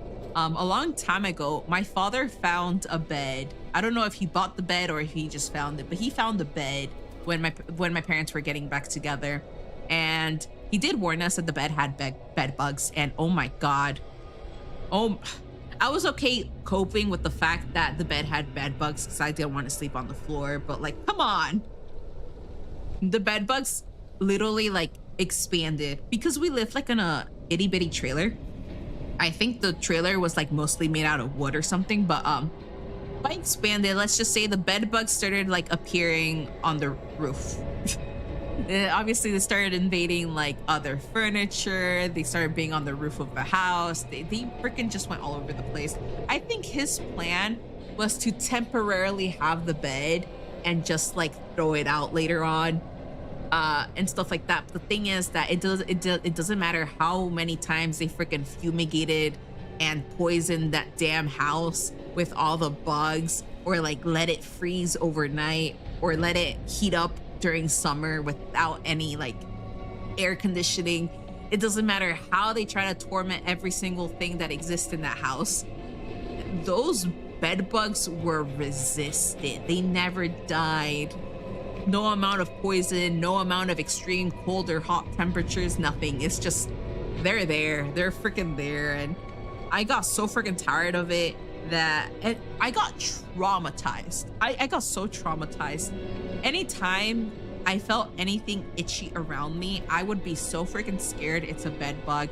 I don't even think I wanted to bring any of my like personal belongings. Well, personal belongings as in like clothing and stuff, right? I was so freaking traumatized. I just told my parents like, yeah, no, I feel like we just need new items.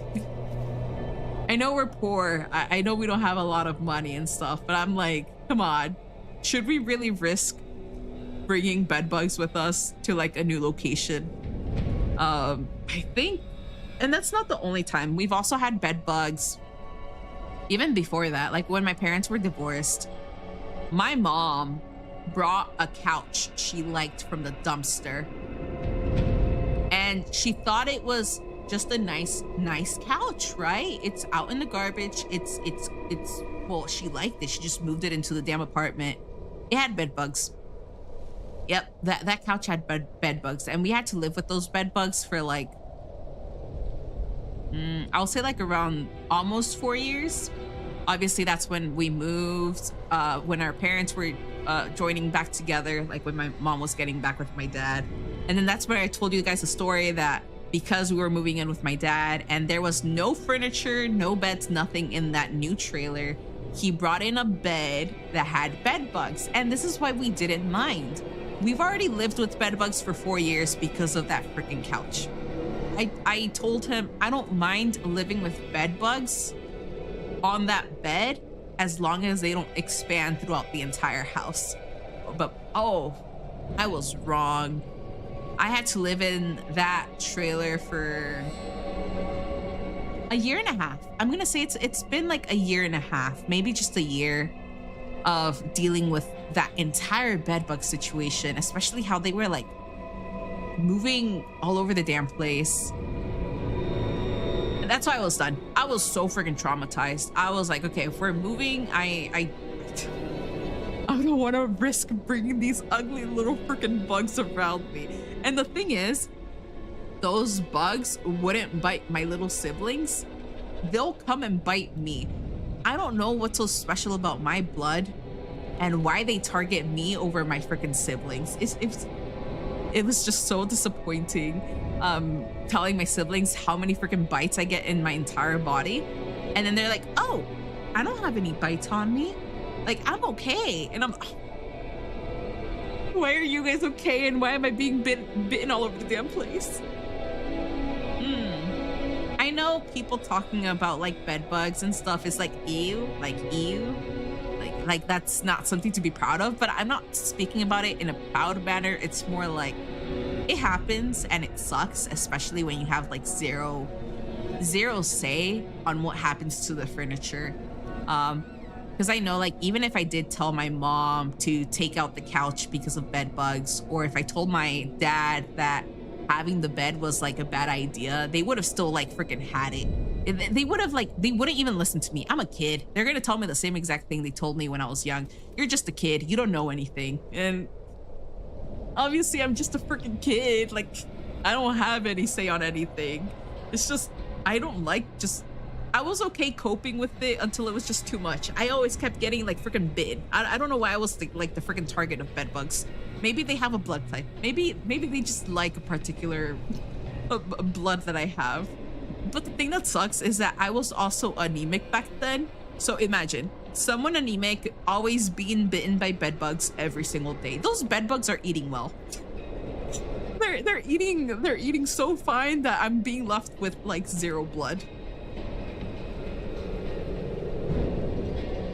It looks like you are yummy. That's why they bite you instead of them.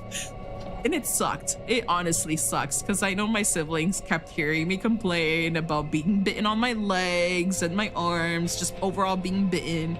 And there they are like I don't get bitten that much, or like they don't get bitten at all. And I'm like, what's so special about you? And my sister's like, maybe because I'm a stick. She's like, maybe I'm a stick and I just don't offer enough blood for like the bed bugs. I don't know. She's like, maybe I'm just too unseasoned. It was horrible. It was honestly horrible. But the only place the bed bugs really did like biting were my freaking thighs, and I freaking hated it. Especially because I liked wearing like a lot of like leggings and jeans and stuff. It's just hard to want to like not scratch the area where they freaking bit, especially when you have like tight clothing and stuff like that. It's just a pain.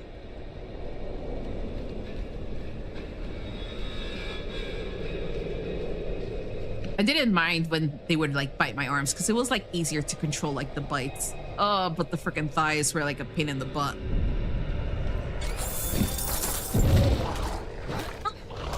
Okay, this is XP. We're about to, oh fudge, if I don't die.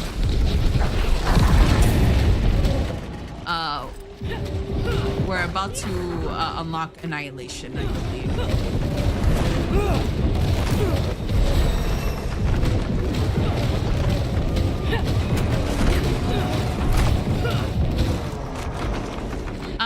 If no enemies appear, then I should be good. I don't think any enemies are gonna appear. Annihilation it is. Apocalypse launches a Hellfire Blast with at least 20 stacks that deals 51 damage. That Hellfire skill hits generate up to 100 stacks. Each stack increases the blast explosion size and damages by 40%.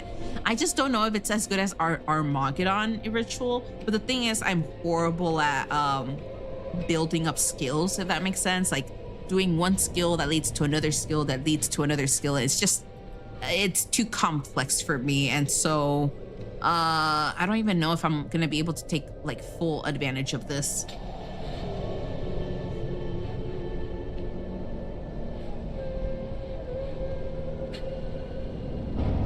Almost 25. You need Hellfire skills for that. It's okay. Okay. I know that these are the Hellfire skill hits generate. Okay, the thing is, isn't when I reach 30, doesn't this count as Hellfire? The Doomfire ritual? Yeah, it becomes Hellfire, right? So I'm literally 5 points away from that one before this one becomes anything, right? So I should still like invest on Annihilation, and then when I finally turn my Doom into a Hellfire skill, then that's when the real damage kicks in, right? Oh, but you wouldn't be able to use Apocalypse till then. Fight. What we're gonna do is just keep investing in Apocalypse alone. Okay, we're just gonna keep leveling the heck out of Apocalypse. Then we're gonna unlock Doomfire Ritual. And then after Doomfire Ritual, we go ahead and come back to Annihilation as like the last skill.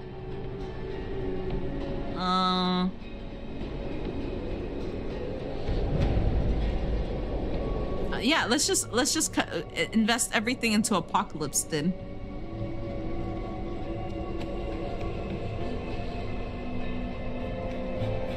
You can get chains.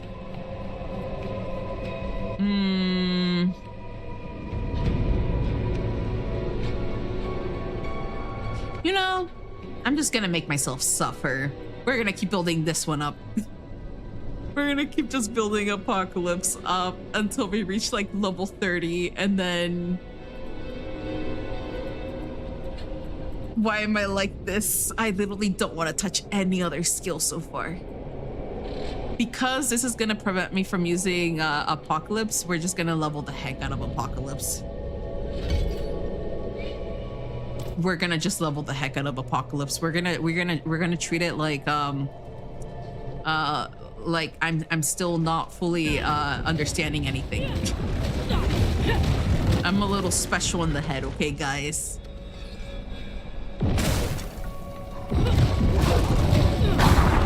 Actually, I wonder how strong Apocalypse is gonna get if I keep maxing it out. Doom has been doing pretty well. It just doesn't do well with like big crowds of enemies. It's really good focused only on one enemy, and it does minor damage to anyone near it, but it's just I only focus on Doom when I'm targeting one specific enemy, and I do feel like Apocalypse is just there for like, you know, like crowd control. I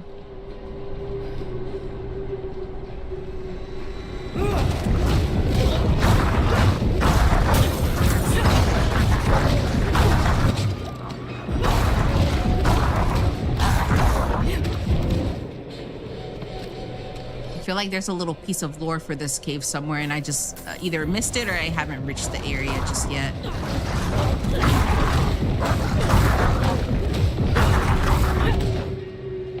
It's gonna be around here somewhere. I just hope I don't miss it.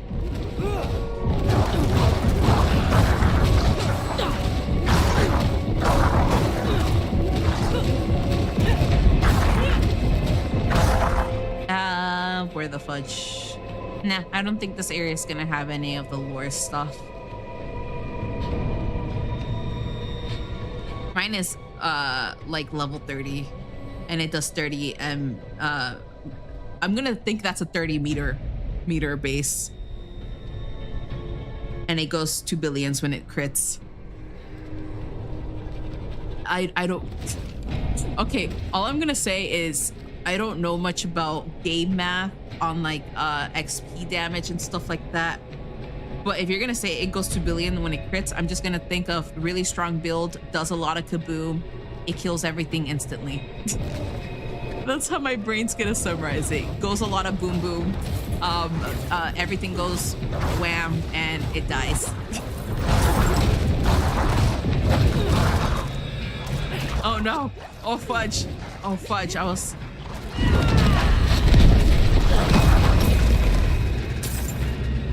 Oh, I was being freaking grounded. I think that's the correct word to say. I need to sit and heal. I'm just gonna let that recover. I'm gonna just use that immediately. Where is the other one? I don't know if this one's gonna circle.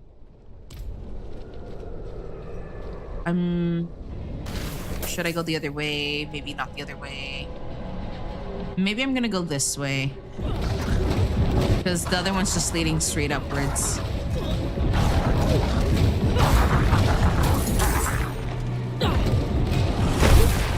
Oh.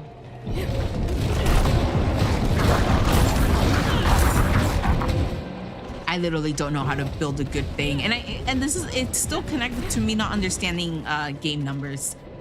I think that's one reason why I cannot do any good builds. All because I don't fully understand game math. I'm gonna call it not game math, but game math. I don't understand those stats and stuff like that. All I know is if I don't die, I'm doing well.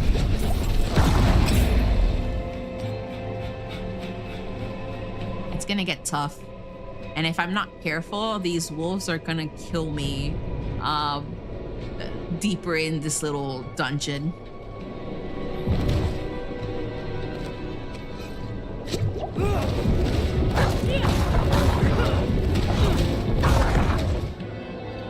The third potion's about to be ready.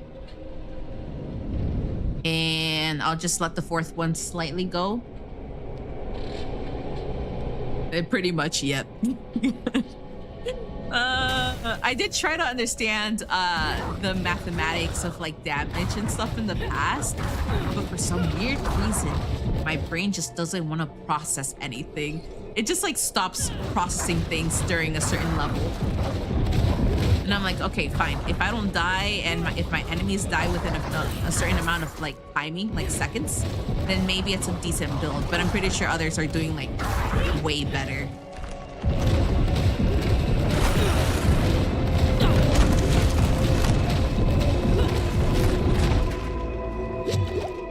I use that health. I let the other one regenerate. Where is it gonna loop from here? Maybe it loops in two other areas. So if I go through this tunnel, it might. No, that's a trap. There's a high chance I might just like walk into it and then I'll be like stunned. Never mind. The dog did it. The dog did it for me. I didn't have to like prove anything.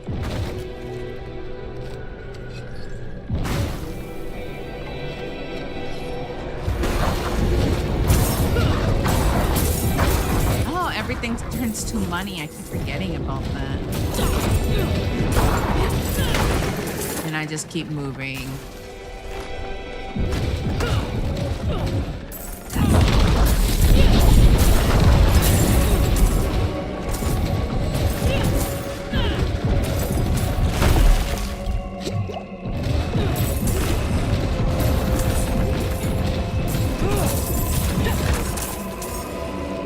That's it for money. I think I did okay for not being a speedster running around grabbing coins all over the place. It's just I'm a very slow, tedious build. It's just mine doesn't make sense for like the end game people. Most people know how to like just build to immediately like, you know, reach the fun parts of the game. I just want something that can make me feel immersed.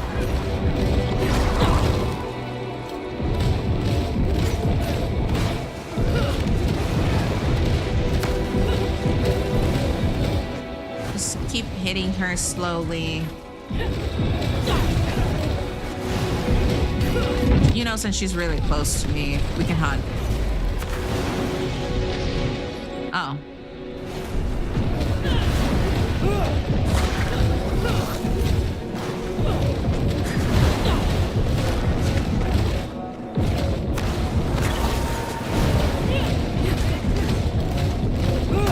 There.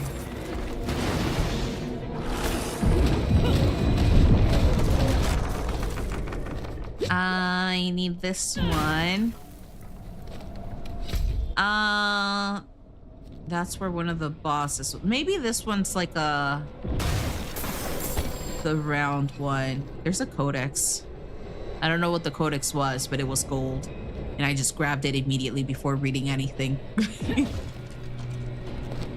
Just making sure I didn't miss anything, because I'm worried that I just missed like a piece of body somewhere on the corner of the screen and it just like has freaking lore.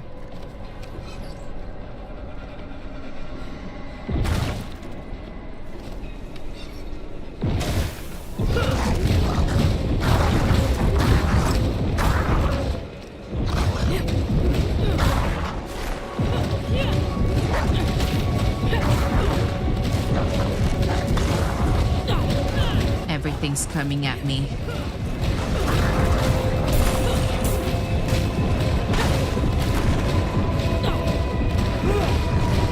They are all taking turns. It's okay.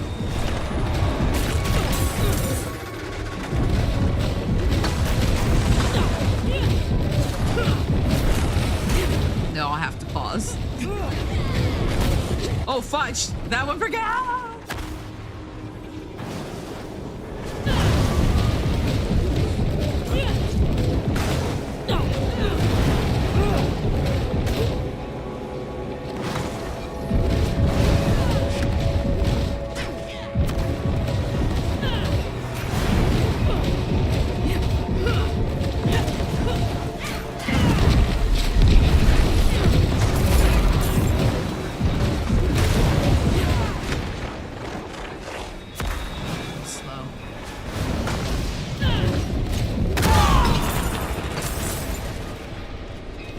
Gregor, need a word with you. Fence says the math doesn't add up right. Says she saw you skulking around the reserves last night. Says we're short 2 boxes of the good stuff. No need to worry. I know you'll make it right. And I know you'll come tell me exactly how. I'd hate to let you go. The wargs like you, my friend. But they like fresh meat too. Think on that. Okay, we found our piece of dialogue. It was just that one in particular. I think that's it. Like most dungeons usually only have like one piece of dialogue unless it's connected to like a side quest that offers more.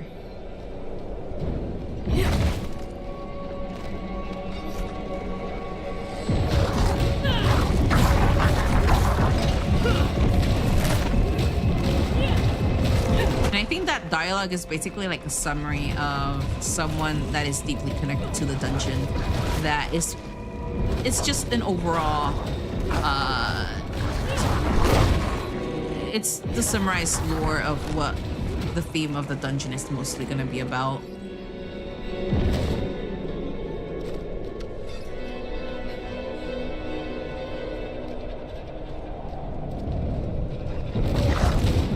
Okay, so this is the optional place.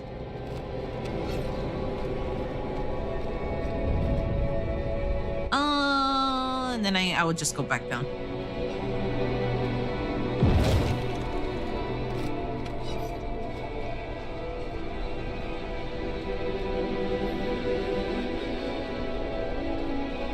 Poor dog. Look, it's the dog that wanted to accidentally touch the trap. If it was a real life situation or more immersive gameplay, there's a high chance that the dog wouldn't be able to move, and I have two options: leave it behind, because it'll be like, you know, it'll be considered baggage since it's hurt, or I save it, but the dog is damaged, so I have to prioritize healing it and making sure that, you know, nothing happens to him. I am a bad owner. I am a horrible owner. Go at your pace.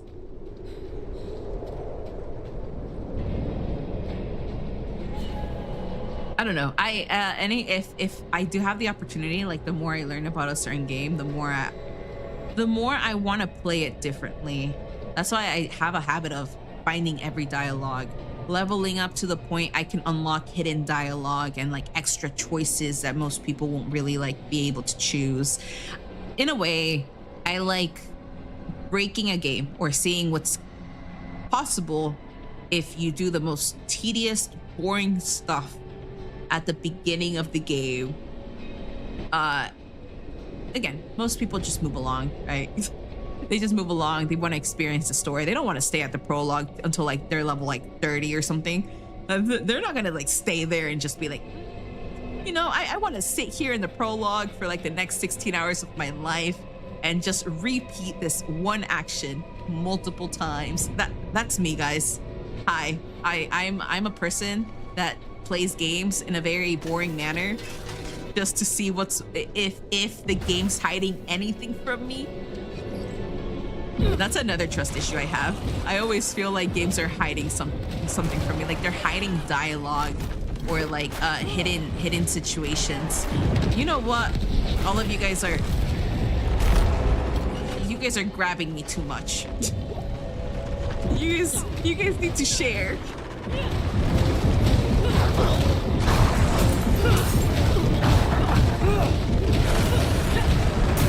But that's what I'm gonna be doing mostly this year. It's just figuring out ways to not feel scared to play games the way I want to. Because I don't know, a part of me just feels like I should move on or skip what I enjoy doing in a game just to please others. But at the same time, I wouldn't feel so immersed in a game if I stopped doing everything that makes me enjoy a game. Sometimes I tell myself to just try to break the game on my own and then stream it after I've accomplished doing what I'm doing, you know, where I can just proceed with like the story and stuff. I don't know. I just get really worried. I'm just like, yeah, I should probably get rid of all like the tedious shiz before I allow people to watch me play games my way.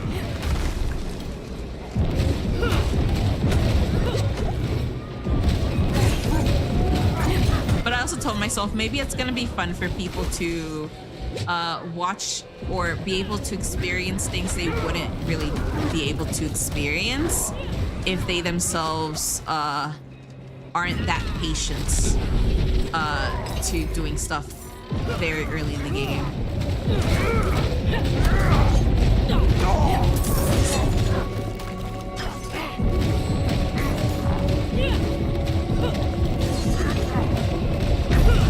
I was literally about to die, guys. If I wasn't paying attention to my health, I would have just freaking died. I would have been just yappy, you know, like just chatting away. And I wouldn't even have paid attention to my freaking life bar going down.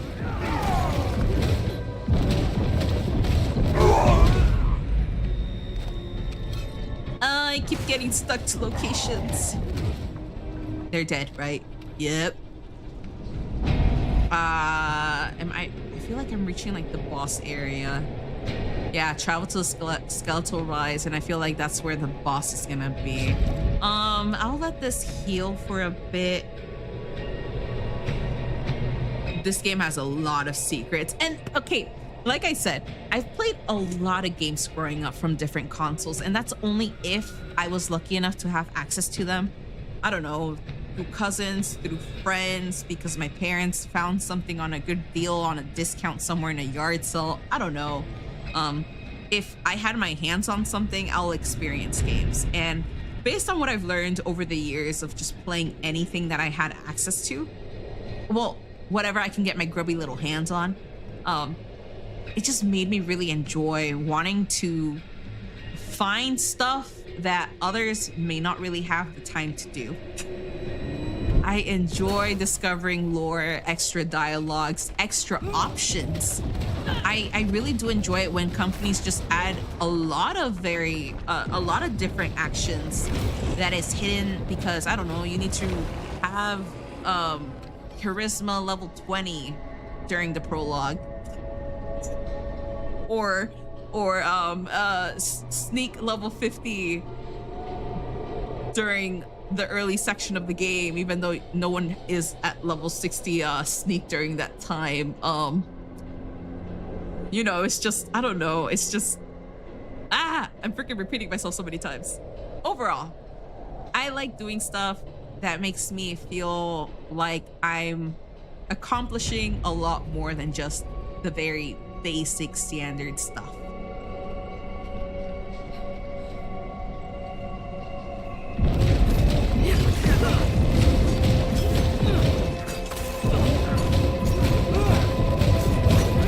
I'm just gonna, oh fudge.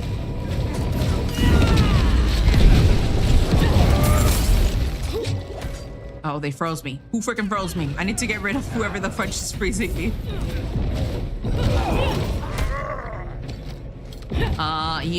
You're, what is that symbol? Corrosion or something? Freezing and corrosion. I don't even know.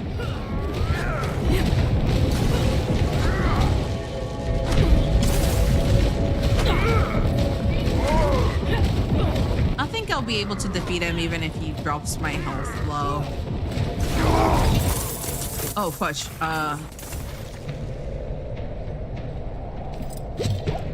I don't think that was the boss, right? No, that wasn't the boss. That was just like someone guarding the freaking boss. Oh my god.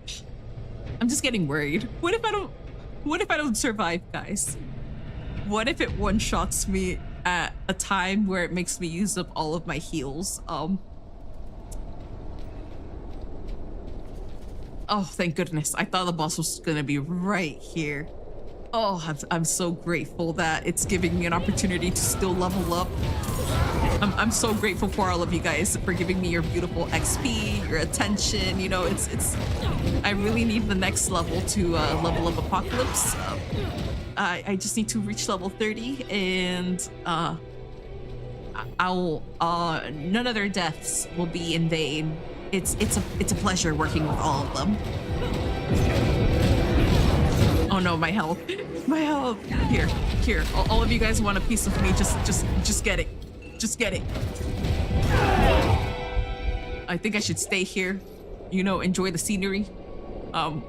Nice mountain, a nice tree, a pile of corpses with like their weapons. I'm healing quite nicely in a slow manner, but you know, it's there. Let's see. Okay. Should I use up this heal? Nah, maybe someone's gonna drop a heal around here.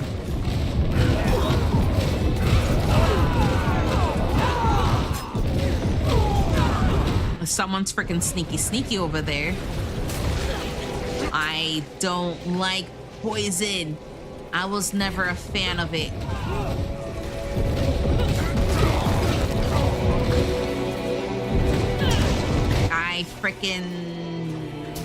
It's always the poison enemies that push me back. Ah, it's you. You're not gonna be here that much longer. Oh, never mind, it's two of you. There. I'm just gonna enjoy my my view from here. Wait, I'm back at the place where I was enjoying the view of the corpses and the rock and the tree.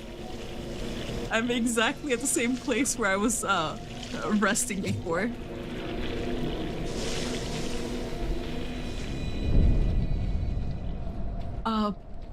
I know there's one more enemy. Oh no, they have poison. They have poison. Why? Why? I don't even have my apocalypse ready. You know what? You're a normal one. I'm gonna defeat the normal one. Ah, fudge. Defeat the normal one. I defeated the normal one. You, sir. Ma'am. I don't know what you are. Are you a ma'am? Oh, okay. Never mind. I shouldn't have moved. Here.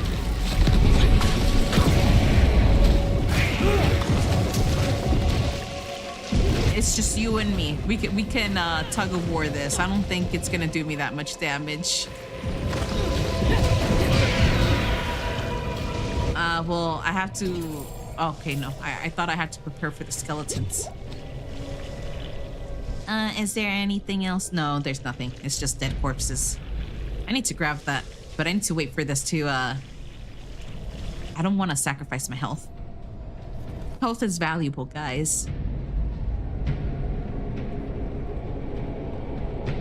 Boss it bigger. I hate poison. I was reading chat. Is there more? I don't think there's any more. Sometimes there's too much on screen. I couldn't see the poison. I've realized I don't mind the blizzard and the bombs. It's just, sure, bombs and blizzards are bad, but I never like the ones with poison or corrosion. I'm gonna call it just corrosion. Basically anything that looks like it's disintegrating you in poison or something like that. Ah, fudge, it splits from here. We're gonna go this, never mind. Oh, well, I'm gonna have to go all these ways anyways. Aw, come on.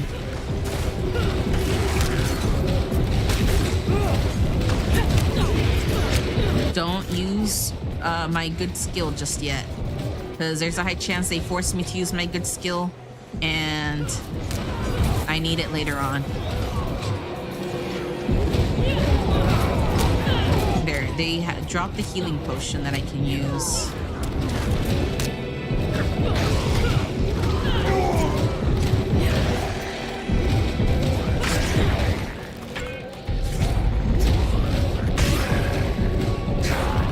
I don't know what's here. Oh, I need to destroy this then. Oh, don't tell me it's the same as like the blighted thing in the vampire side. Well, not the yeah, I guess you can call it the vampire side. Just freaking spawning everything out of it. It's not as bad because it's not spawning those little seeds of red puffy bubble looking things.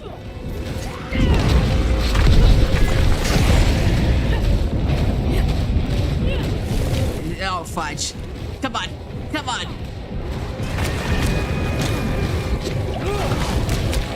Ah, I need to run.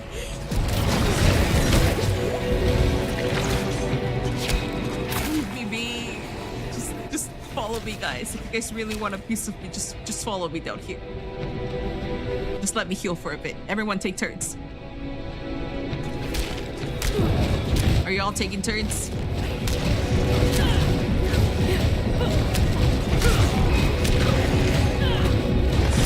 That area was like just very tight.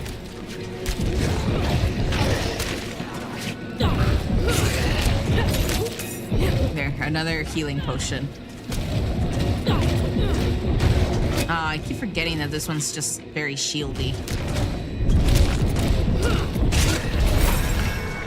I leveled up just like I wanted to. Ah, come on. It couldn't do anything to you.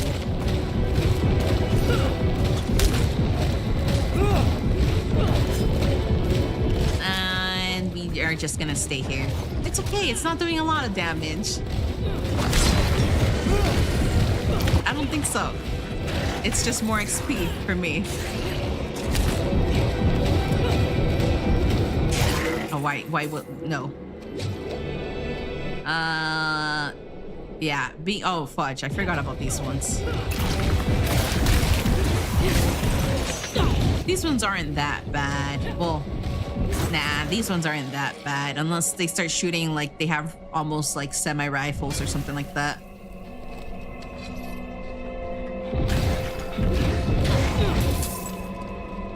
I need to use up the other skill. That way my apocalypse can get stronger. Am I only like 4 skill points away from level 30?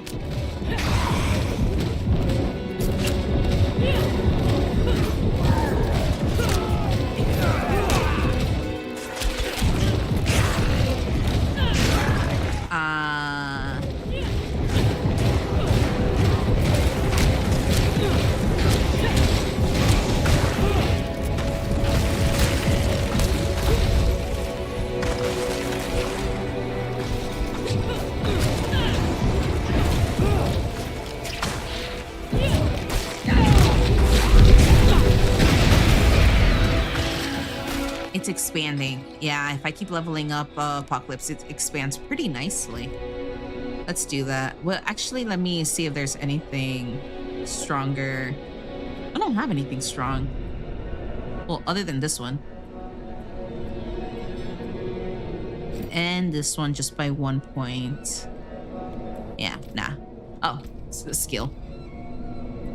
We're gonna keep leveling this one. And I do hope it just keeps expanding with more damage.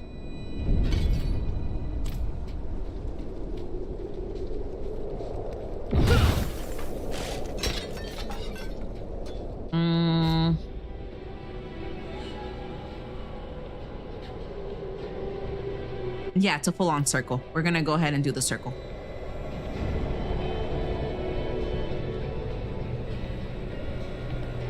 There's more. Poison is a pain in my butt on because I play Oh, yeah. I do feel bad for like most of the classes that cannot use like semi-range abilities or just full-on range abilities. Because you guys have to like sacrifice and time everything correctly and get really like hands-on and personal and just you guys have to plan everything accordingly for skills that do a lot of damage just being really close to like the enemy. Actually, I'm just gonna destroy the skeletal construct because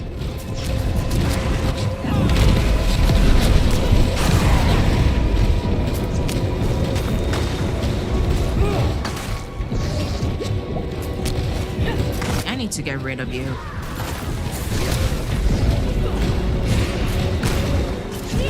It's more XP, but it's not like any of these guys are dropping health bars.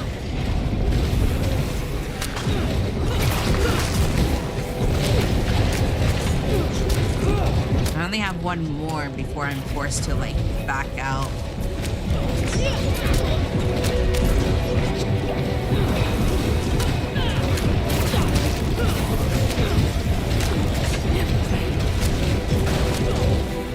I need to back out. Come on, guys, follow me. I know a secret place.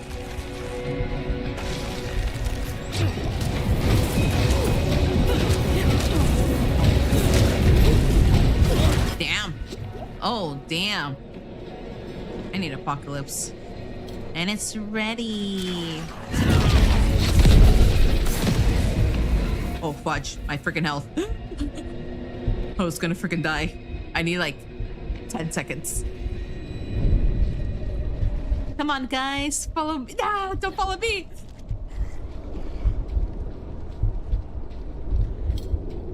Okay, maybe you guys might follow me just a bit. Just give me some time. Give me some time to heal. Just a little bit more. Just an itty bitty more. Just an itty bitty more. Just a itty bitty more. Maybe I have enough time. You know what? Maybe.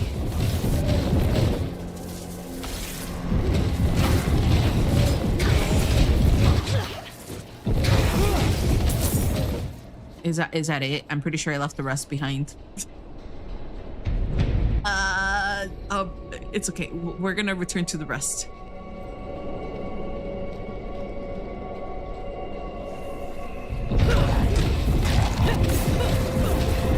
Oh, come on. Why are you like this too? Don't be like this. We're gonna go hit the ones that don't have the special effects. Like you.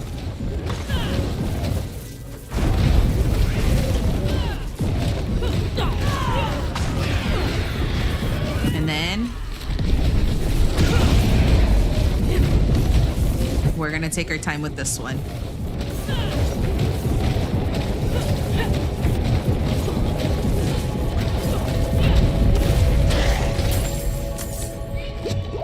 Oh, ho, ho, ho, ho.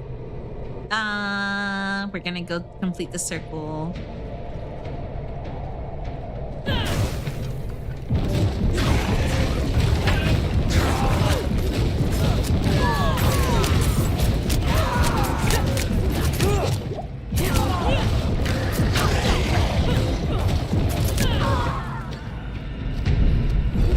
That's a good amount of XP. Like, I'm gonna say like 1/5.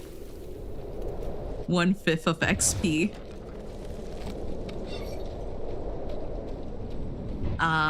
I'm pretty sure we're near the boss since I see the healing. Oh, fudge. And of course it has to have bodyguards. Okay.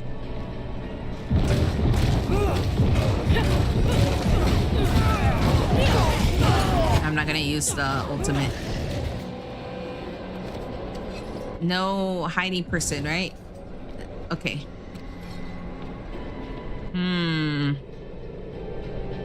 So that there's a person on the other side. We're not gonna use that healing stuff. Not until I'm, I guess, running for my life. I'm pretty sure I'm gonna need it if I'm running for my life. Oh.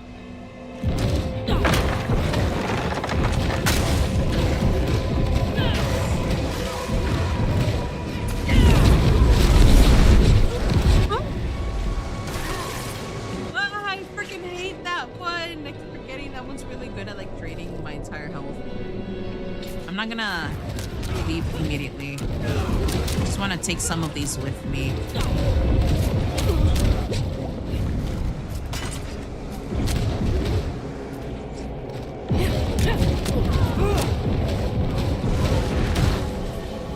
Oh, fudge. Which one of you guys is it? Come on, just send me the normal ones. Okay, it's that guy. Just you know, I'm not gonna use the health thing over there. This one's just between me and him. Well, me and them, since that person doesn't want to be alone.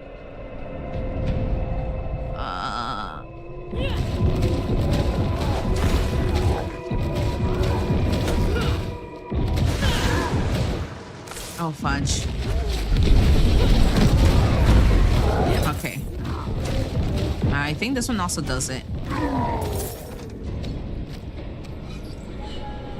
It's between you and I. We're not gonna involve anyone else. I'm not gonna use a healing well just yet. Ooh, the fudge is... Oh, come on. They're all with that ability. Come on. Come on. I barely freaking... It's that thing that's summoning them, right? It's that freaking thing that's...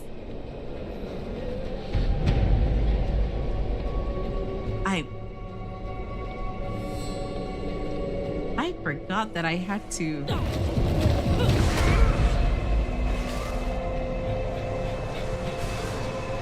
Ah, fudge. Ah, fudge. Okay, all of you guys just...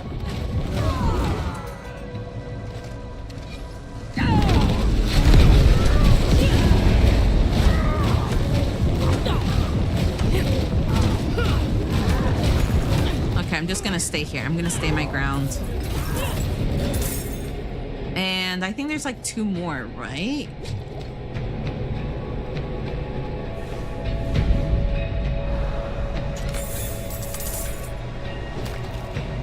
I'm gonna see if the other guy isn't just running around here. Nah, I don't think so. I think I'm free. I'm free from all of them. We can go ahead and trigger this one.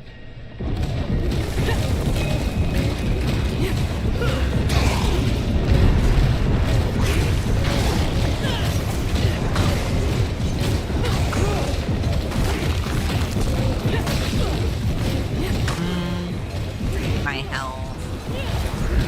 It's okay.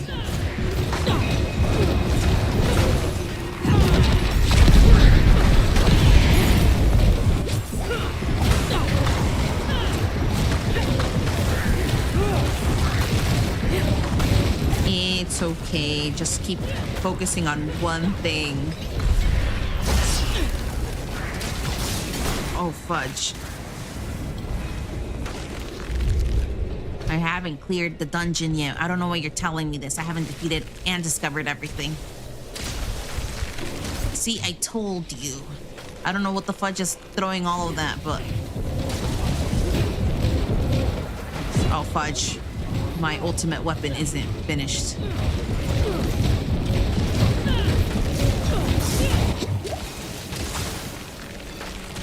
Come on, guys. Just keep chasing me.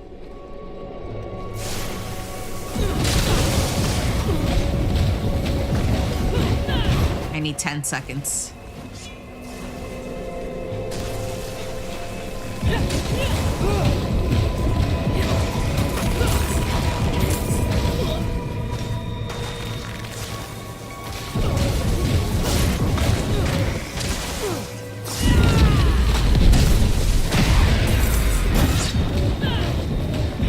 It's just me and him, you and I, together holding hands.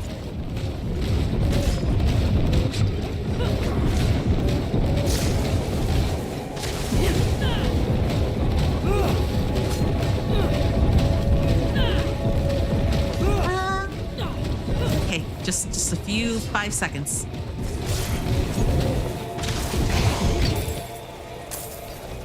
I'm gonna go ahead and discover the rest.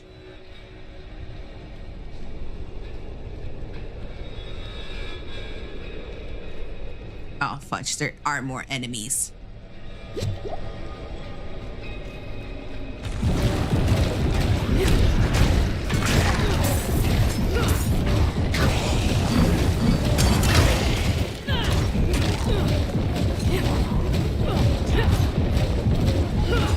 I will not leave a dungeon until I literally discover the entire map, because I may have missed a few things.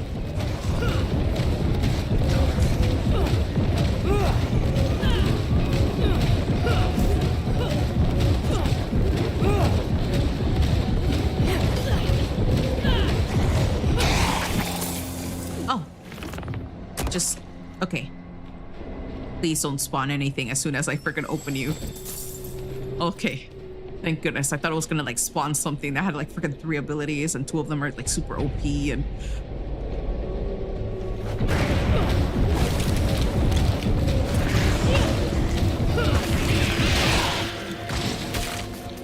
I think that's it for this side. We're gonna go up. It might have like, yep, more enemies.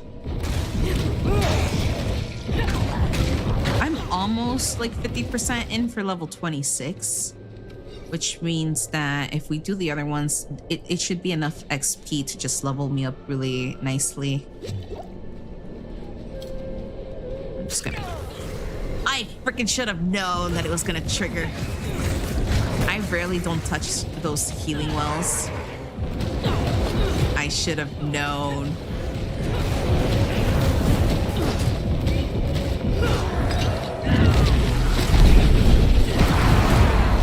Ah, come on. Is it a trap, guys? Was that a trap? Did I just trigger a trap? I usually don't touch healing wells. Do most of them do this?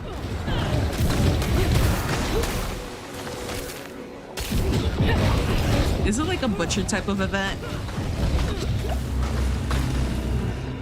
I need to like run away for like 40 seconds in order to like have Apocalypse ready again.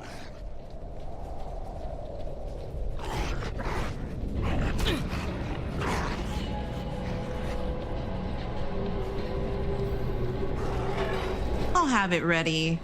Just give me time. Guys, give me 20 seconds. Just give me 20 seconds.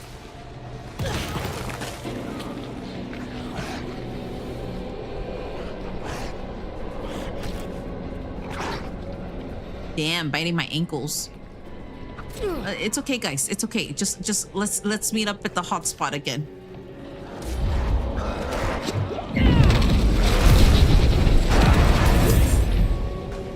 Now I have to deal with whoever I didn't kill.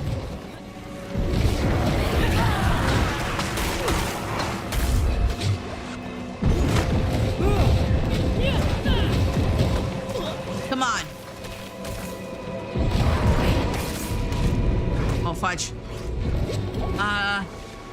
Let me run for a bit. Oh, come on. They freaking caught up to me. They grabbed me.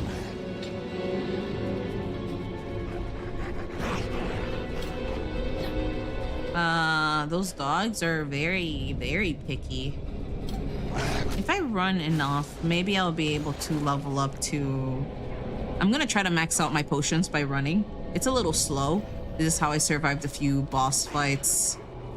Well, I think it was like only 2 boss fights. It's just by running around like a lunatic. I should have enough health to at least like heal up for a bit. We're gonna let this go halfway before it fills up because I know I'm gonna have to use the health like immediately. Actually.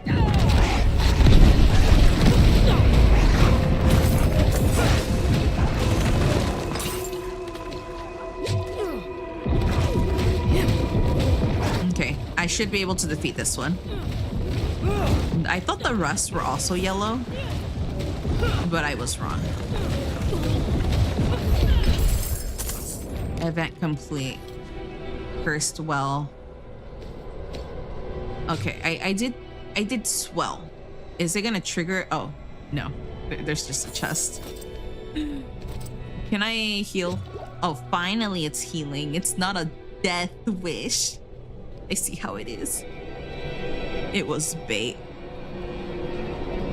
Are other dungeons also like similar, like random health events?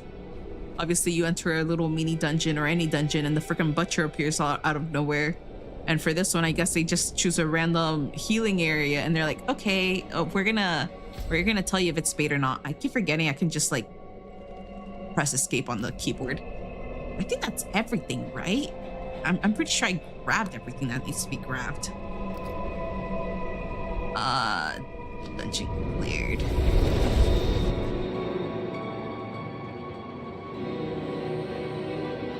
Sometimes, yeah, pylons too, or chests. It's just, you know, this game it's here to like replace mimics or like the loot goblins and just make a trap and bait out of everything in case, you know, we want to put our grubby little icky hands on everything. It's like, it's okay, guys. If you guys really want this loot, which we're not gonna give you, you know, you guys have to fight for it.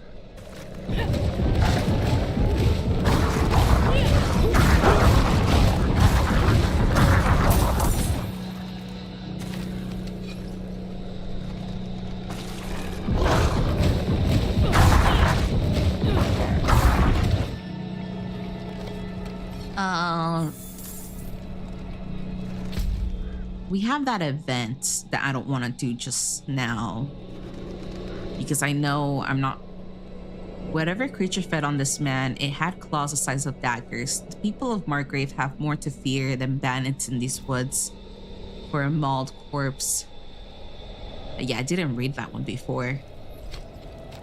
I did read everything that was around here though. I listened to most of the dialogue. But yeah, no. This game severely punishes anyone that just touches anything.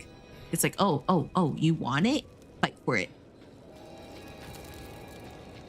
Oh, we're gonna sell everything we have. That, it's more damage just by a little bit. But let me put on anything that supposedly says it's like it has a green mark on it. And we're gonna, oh fudge, this one's better even though it's gray. And then break down everything else. Because everything else is just recyclable until endgame. And then we have to focus on all of the good stuff.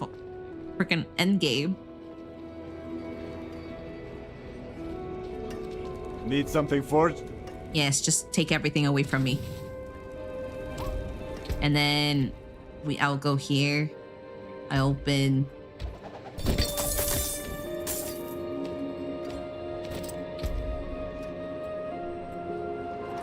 None of this is good. I'll put this away in my chest. Where the fudge is a chest? It's over there. I'll break everything else though. So it's not really like worth it.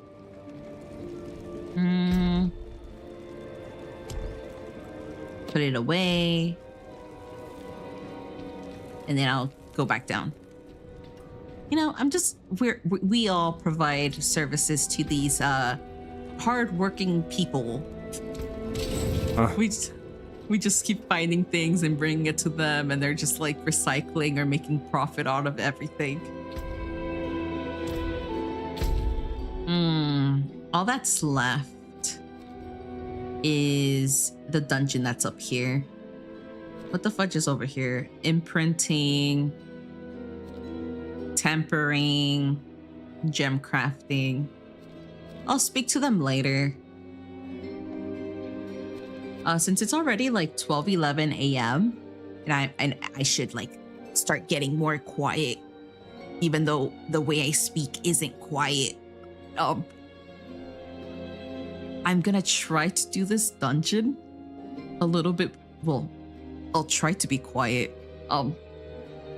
We're gonna try to finish this dungeon and like, then I'll end stream.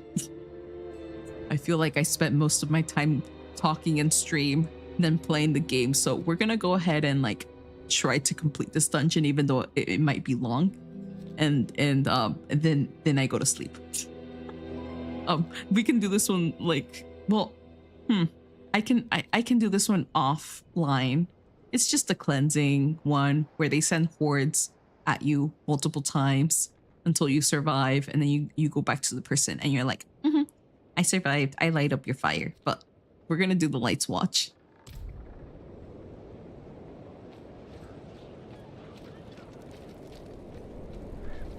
Damn, I just realized that the PC I have, well, I'm pretty sure everyone's PC is like this, where it heats up your room. I feel like that's what it's doing. It's just heating up the room so much.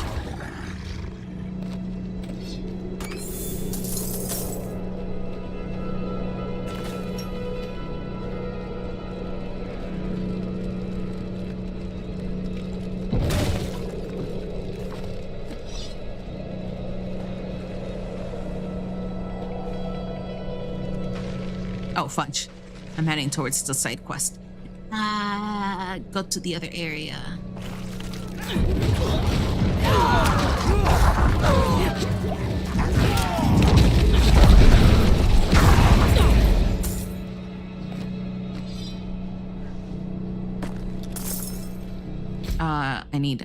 I need guidance. I'm not so smart.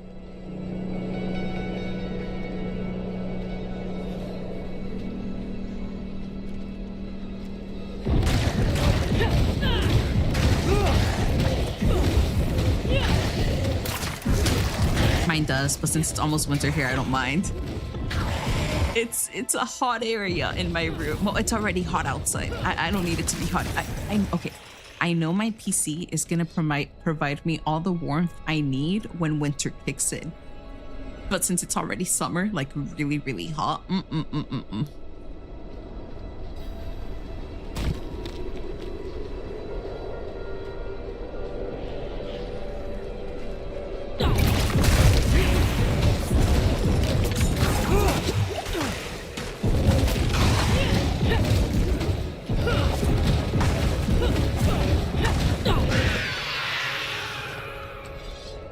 that way by the time we enter the dungeon, we should be able to level up Apocalypse more.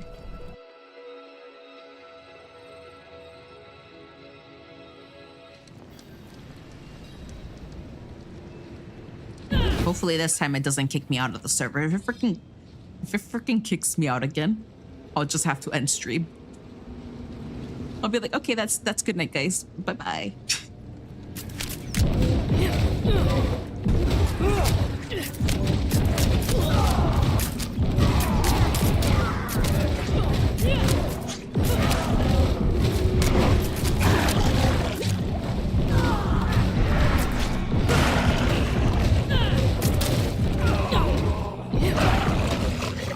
It says down there, I don't know if I say this. How long we going to stay here? This place reeks. Who said that? Was that the enemy?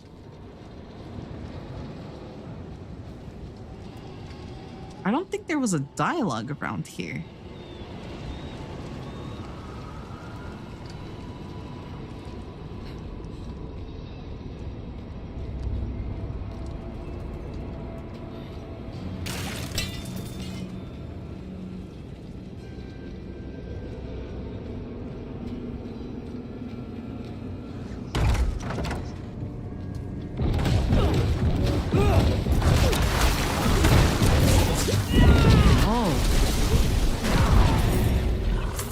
What's with all the werewolves?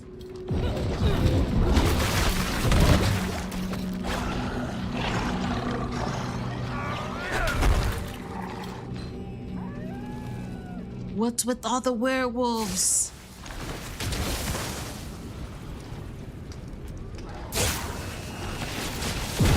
Damn, are they trying to punish me for coming to this dungeon?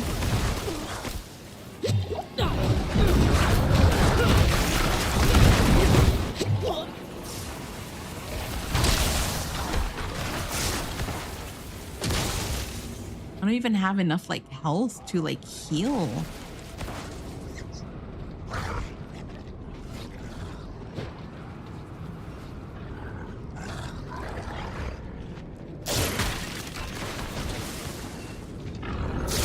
Come on.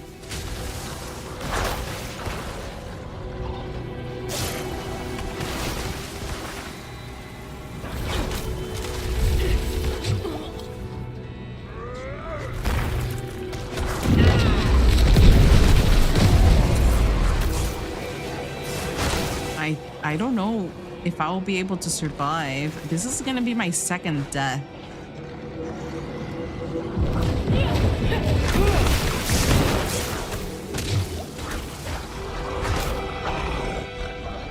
What's with all the werewolves though? Why do they all have the same exact ability?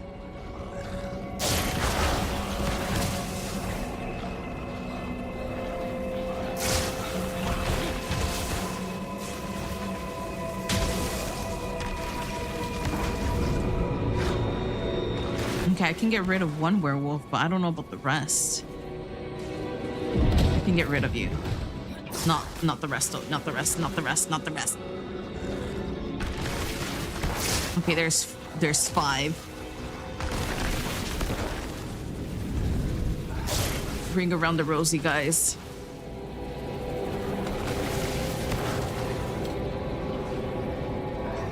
I think this is no space.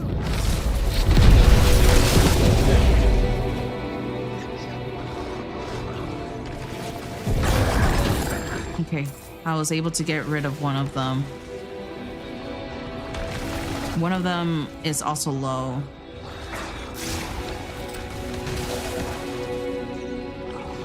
I have to really just ignore the ones with like higher health, except for this one that's really like close right now.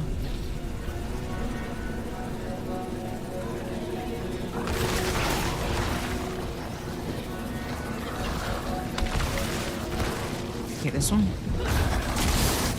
Oh, fudge. I sacrificed it. Oh wait, is he not around? Did I really... Did I murder it? 12 more seconds, guys, before I can do Apocalypse again. I'm not strong enough for this. Am I not strong enough for this dungeon? Is this a different dungeon? Did I come to the wrong dungeon?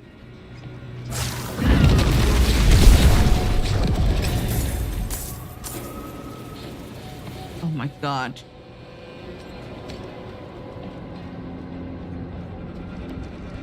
I survived.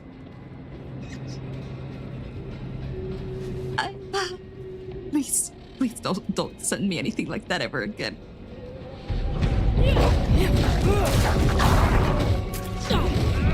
Please just give me these normal guys. Give me normal. That's all I ask. Normal's good. You don't have to be fancy. Throw something strong at me later. By themselves. Maybe 2 max. Not 5. 5 with all the same freaking abilities.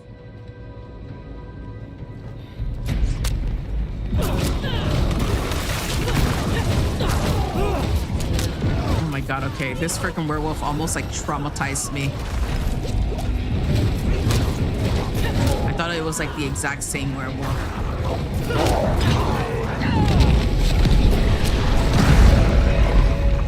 I literally thought it was like the exact same werewolf. I don't think I'll see werewolves the same.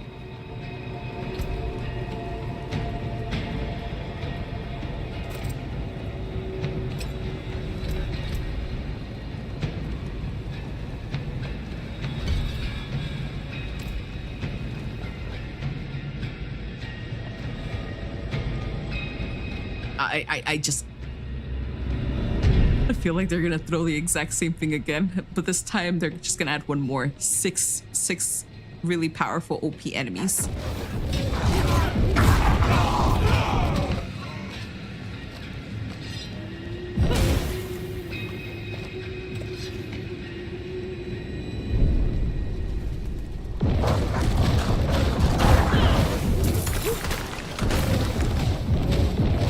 Cold Black or whatever his name is. Well, it might be the werewolf type. Let's see how much damage this thing does.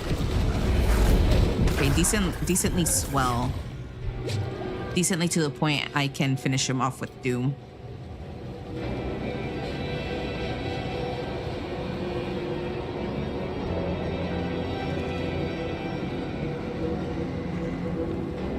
No, they all have blue. Do I have to take them back where I was running around? 1, 2, 3. Did I predict it right? 1, 2, 3, 4, 5. Oh no, it's just. Is it 6 or is it 5? Did I predict it correctly?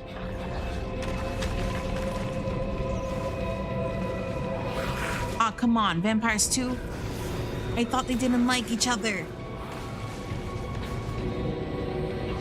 I think I'm gonna have to do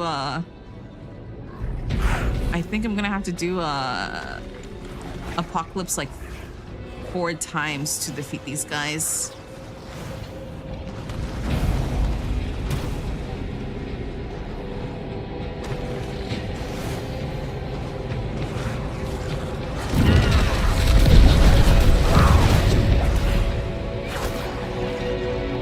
Yeah, maybe 4 times. Well, guys, do you guys want to have any conversation starters? We have to talk for like a good like 2 to 3 minutes. I don't know if I'm not ready for this dungeon. Should I just call it quits? Should I go level up somewhere else? Why is it punishing me this hard? What did I do?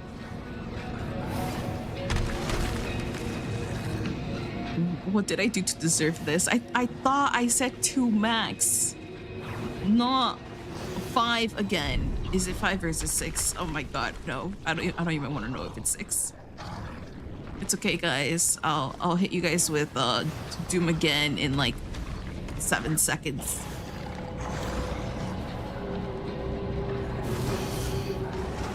Come on, guys, take your turns.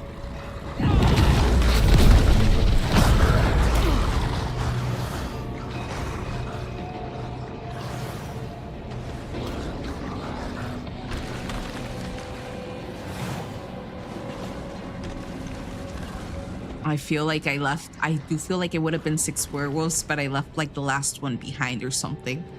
Like it just didn't notice me.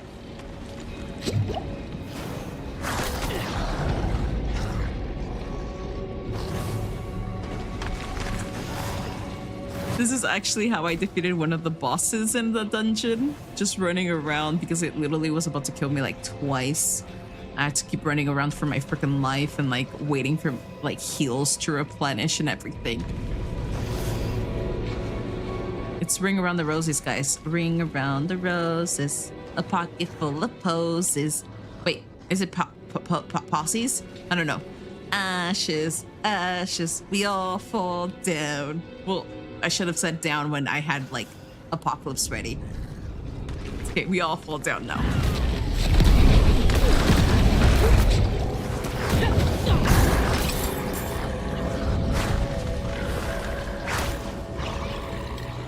I can probably murder this one. I can murder the other one. I can murder you too.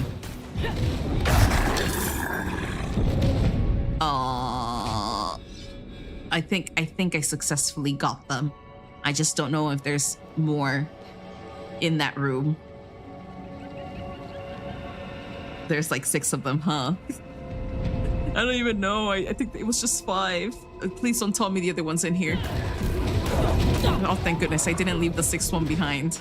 It was just 5. Well, doesn't that mean I killed 10 of them? If it was 5 in the beginning, 5 in here, that's 10 of them. Why 10 freaking werewolves coming at me?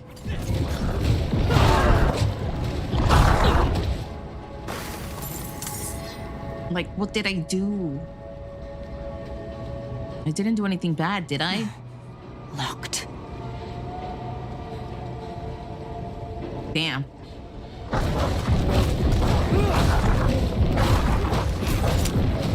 Come on, guys. Let's all hug each other.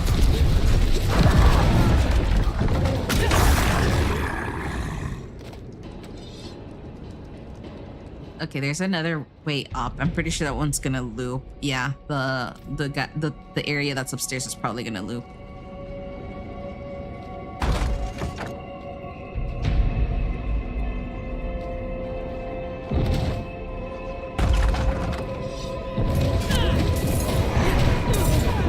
Oh, come on! What's with all of them? What's with all of them? This game really just wants me to die. I told you guys, I only died like once. Does it really want me to die that bad? Is it keeping track of all my stats?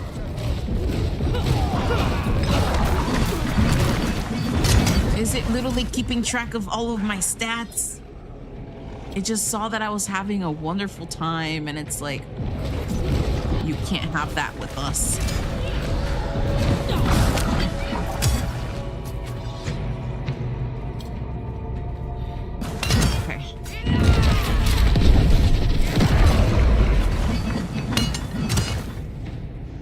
Okay, it's only 2 of them. I think I can manage with 2. The other one stayed behind for a bit.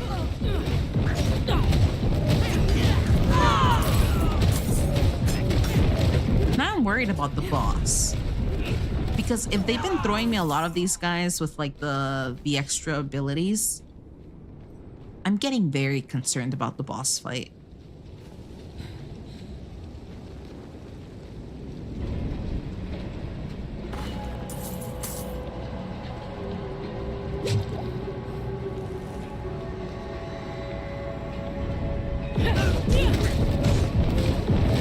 This was the 3rd one that I left behind, it seems.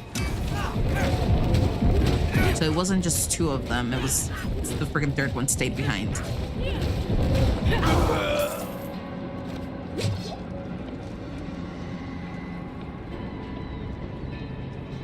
The Watchman is around here. I'm just not ready. Oh wait, no, this is the... We are in the freaking... Okay. We are in the dungeon that I got logged off last time. Basically pushed offline. The only thing that I've realized is they switched the theme. I think back then it was like a lot of vampires, right? They switched the whole theme of the dungeon, like the layout and everything. So that's why it seemed off. I was like, okay, the dungeon kind of looks the same, like 40% the same. But I was like, there's just too many werewolves. And I was like, I'm pretty sure the last dungeon just had too many vampires and this one just has too many werewolves. And I was like, am I doing the right quest? Yes, I am. Archivist Journal 1. Our new recruits are proving themselves strong. I've grown fond of one, Knight Soliana Costa. Her devotion to the faith could cast even the darkest shadow of doubt from anyone's mind. It's easy to talk to her about those I left for the calling of the light. She had to leave her family too, a son.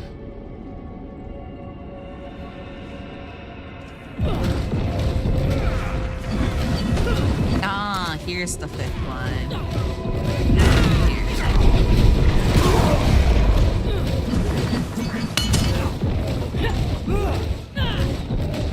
If I focus on one, I'll do better.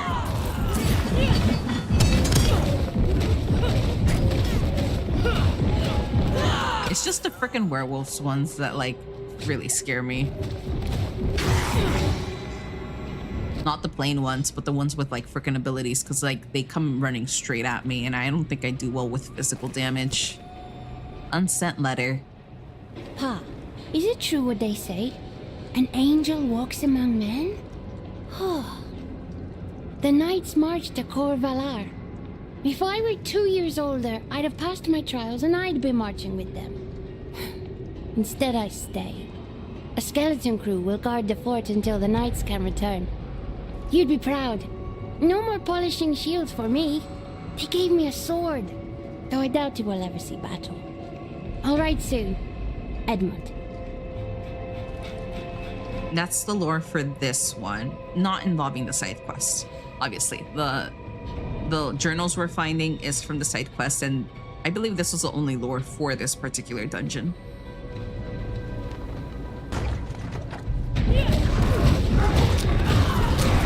Oh.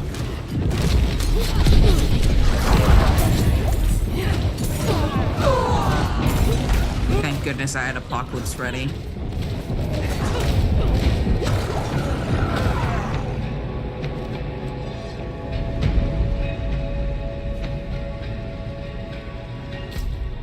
Gonna have to go through the other one because I think that one loops around as well.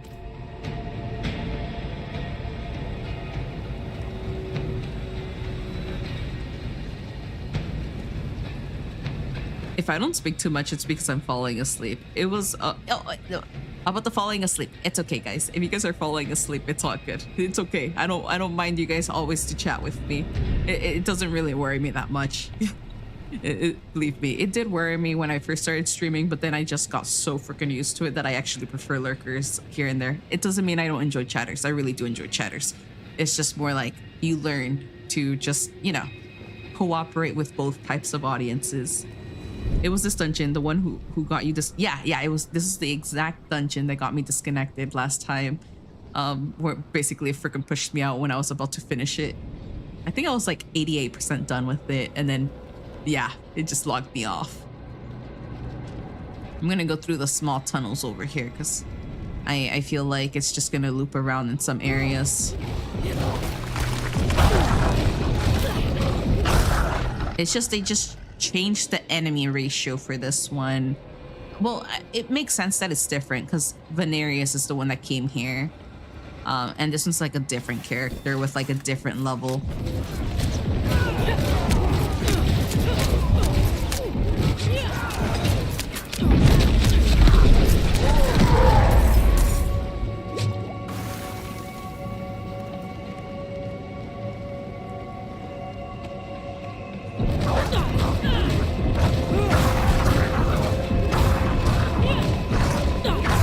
I don't know if we're about to see the second journal part, but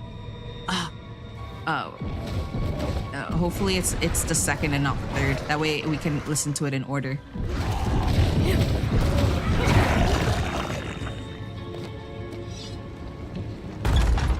I should have known. There's three special ability enemies in there. I just can't see. Okay, they're arrow people, which means it takes time for them.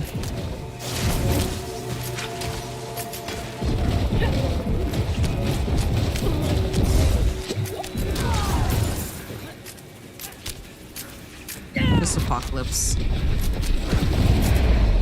This one ran away, so he couldn't take a lot of damage.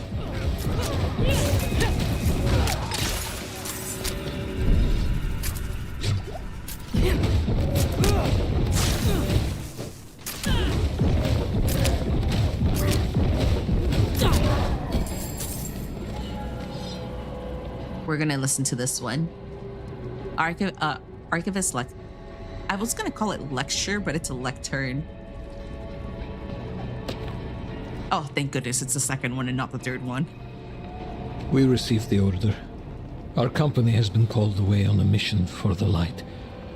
I know that, like the others who have been called to serve, we will not return. We have already given everything to the church. Must we give up our lives as well?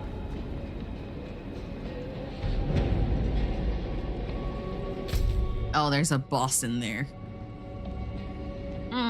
Am I ready for a boss? Should I just... I'm not gonna open these doors. I'm not ready for that type of boss. I'm just gonna keep running around. I'm gonna get stronger.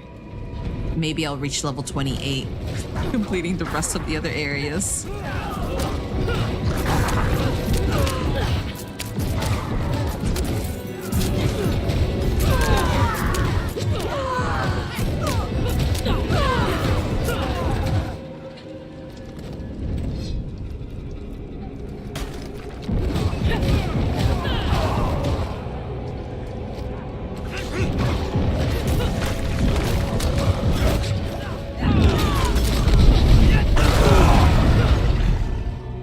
Thank goodness. My health was already low. I'm just gonna stay here for a bit.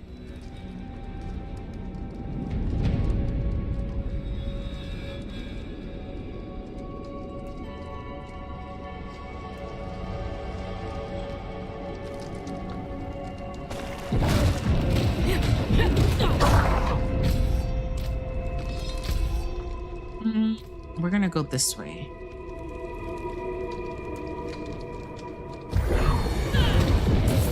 Ah, fudge, it's the money one.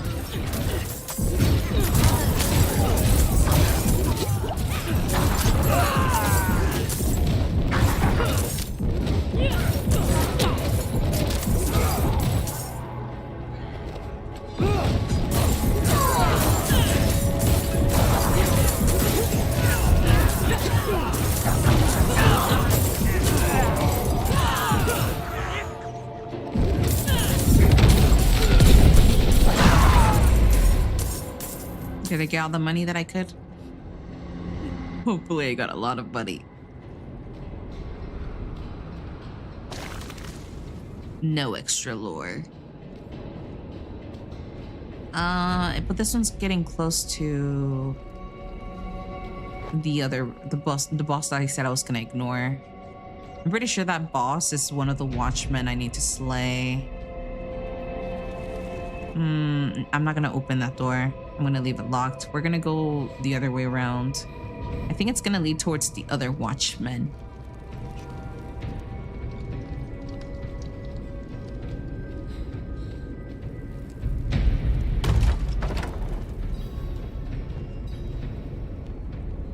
You hear investigate the camp. Oh, I need to make them survive on time. Okay, let me save up for the hellfire. Let me also save up for the health. When we start attacking this person, we have to try to like keep them all alive as much as we can.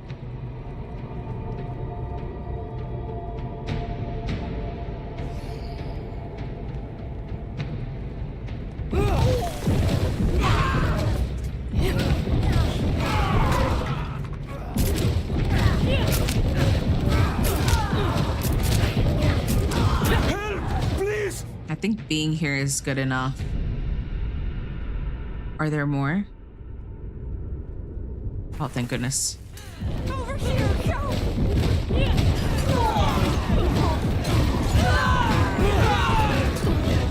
I think I'm in a good position. I beg you!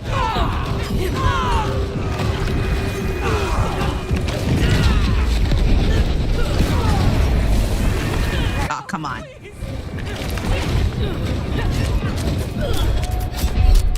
Oh, fudge, I wasn't paying attention to my health. Ah, I got distracted. I got so freaking distracted. Please survive, guys. Just please survive. They survived. I got so... I didn't pay...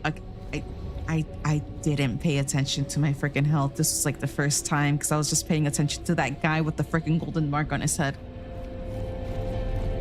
Okay, this is my second death, but it's from freaking arrogance.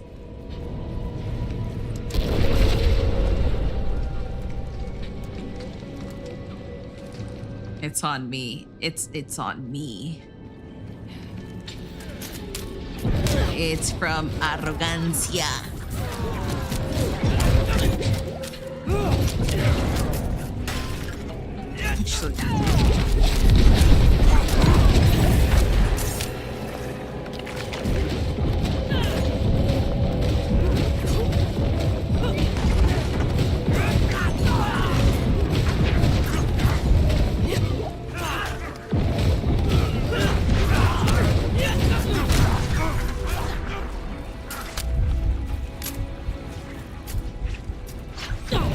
They're just too good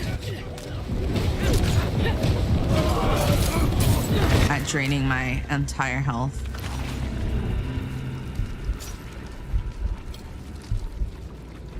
They're like really good at draining my entire health. He's literally like just a slice away from me. Oh, fudge. I used up that health.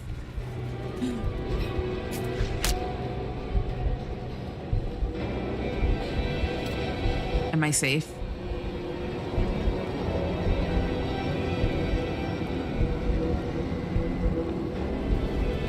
Oh my god. Damn, second death, but this, okay. The first one, bad timing. The second one, arrogance.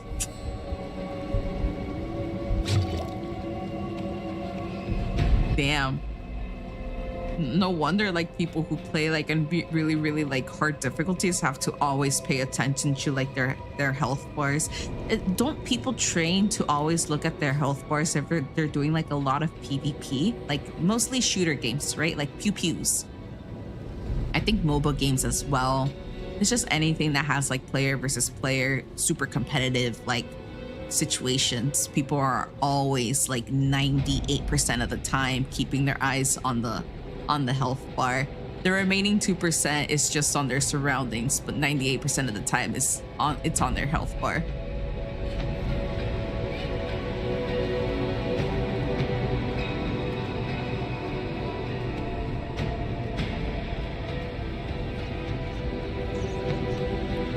I don't think I have enough health.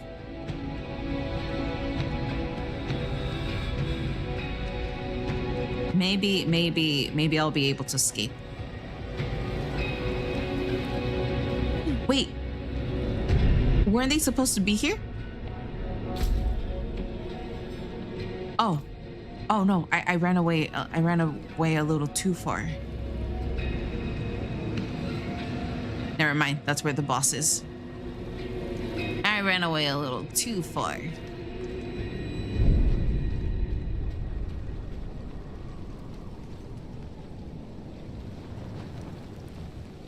I thought I missed the event.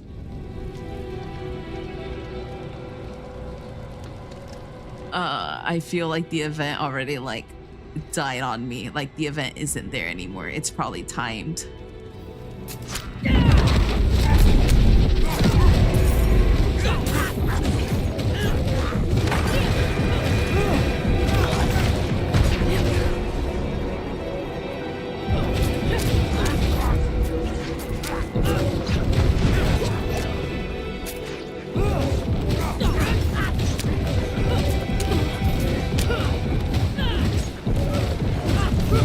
need to get rid of these ones, the side ones.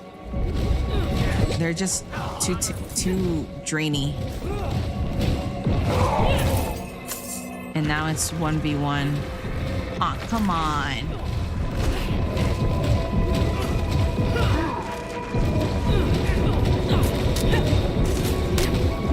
Okay, just keep focusing on this guy.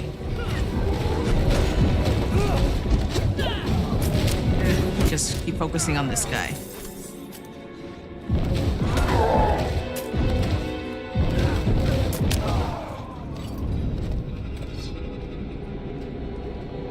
Center first. A reward for your bravery. You. A meager reward, but it's all I have. And you. Here. You deserve this. And then you.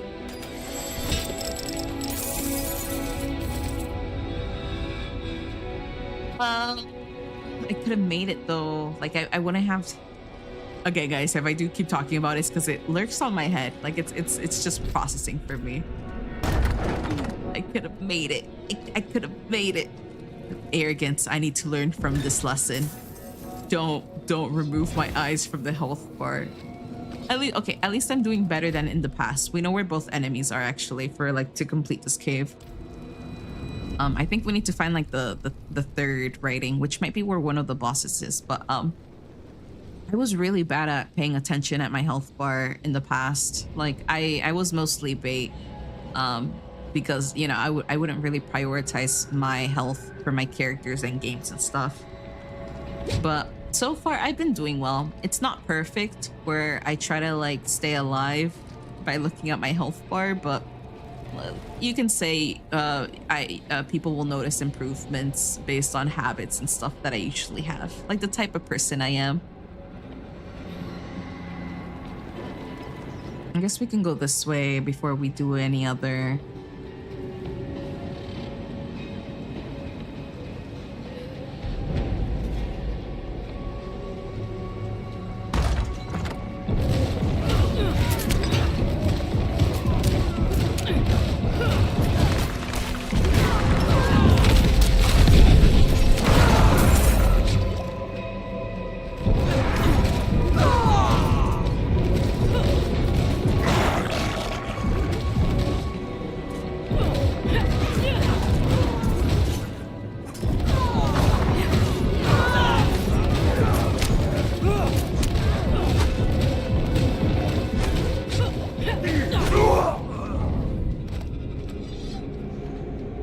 There's like a third.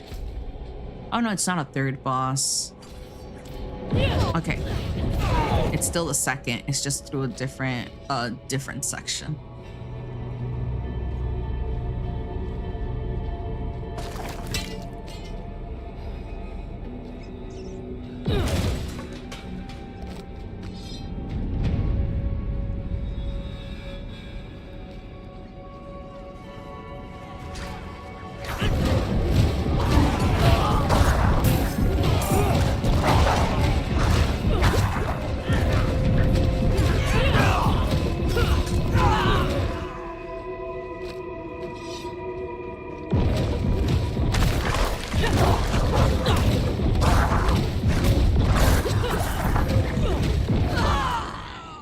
I'm just gonna stay here because I don't want the boss to get really close to me, especially on like low health vials.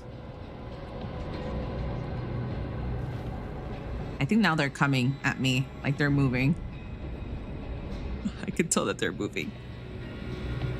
Ah, they're walking around.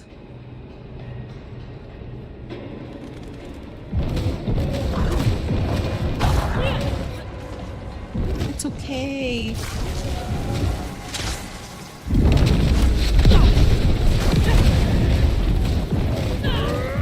Okay, he's just tanky. I don't think he's gonna do a lot of damage to me unless it's like that red orb.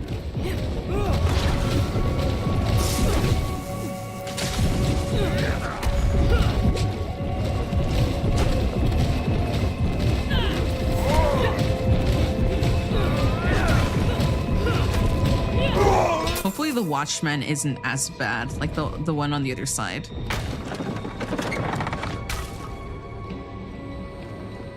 This should have been everything on this side. But it doesn't have the lectern. Lectern might actually be in a different zone of this building. I do feel like it's gonna extend.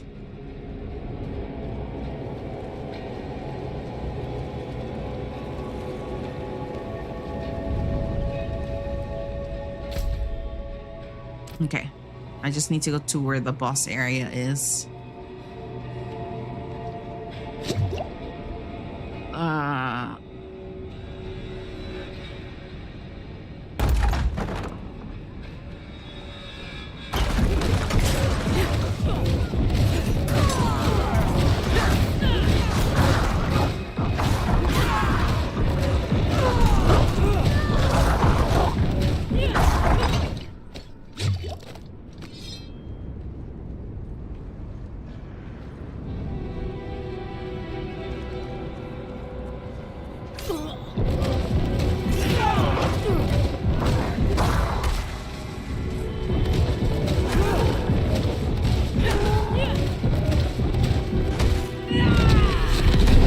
Right at the center. Yep.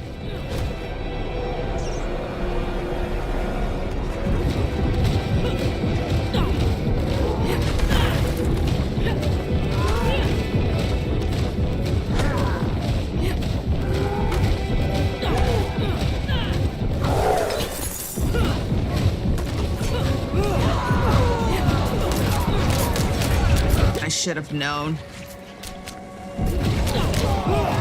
Oh, that one's tanky. That one's very tanky. I need the help of my apocalypse. I need to stay away from that one.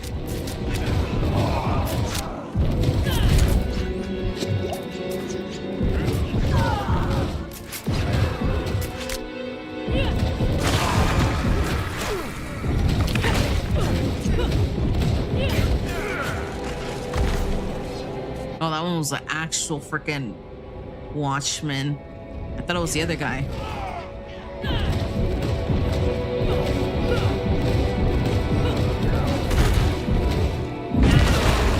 Don't move.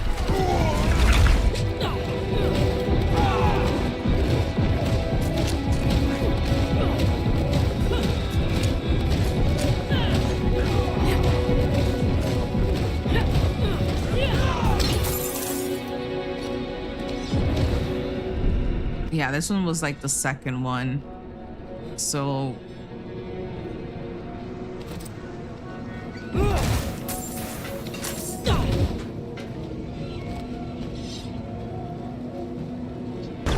there's gonna be more enemies.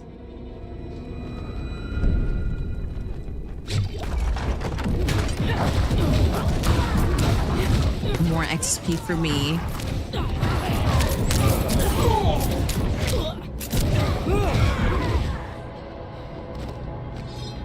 I think there's... Okay.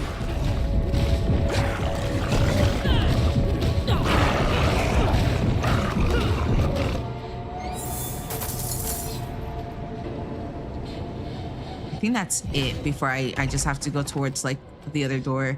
Hopefully if we enter the other door, it has the third journal.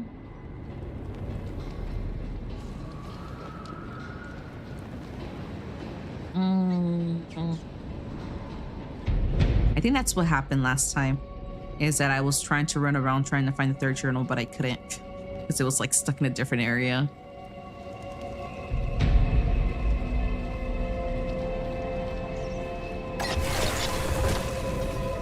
I should have known.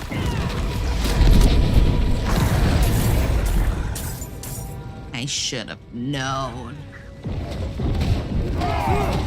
They will always trap everything that I freaking touch.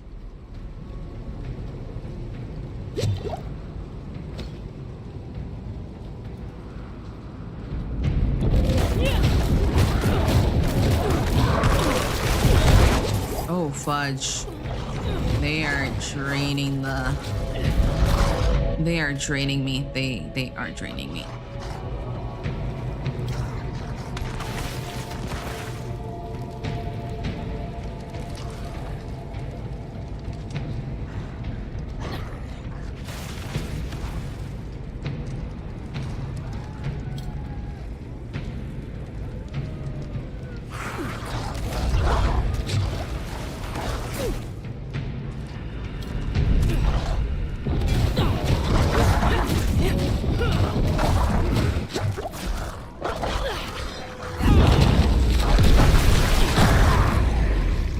Okay.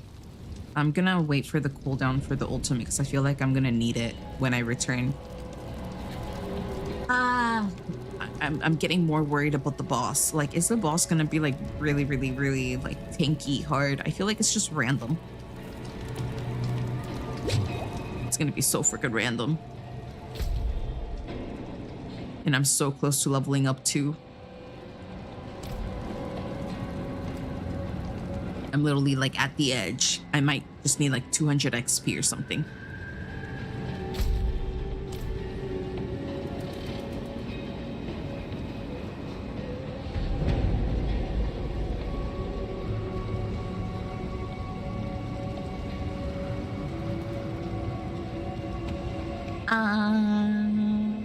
I just need a third potion. I don't mind having the not having the fourth potion, but I just feel like I need the third.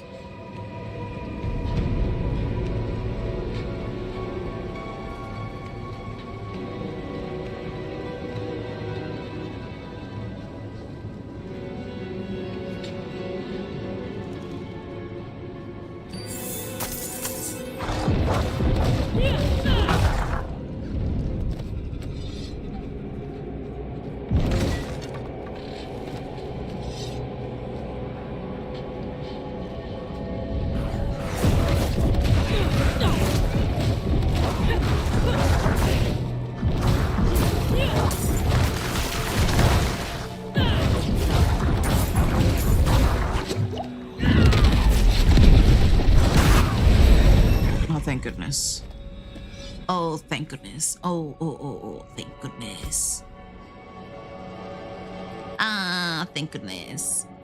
Let me just see if anything here is gonna increase anything. Nope. Yes. It's two-handed. Yes.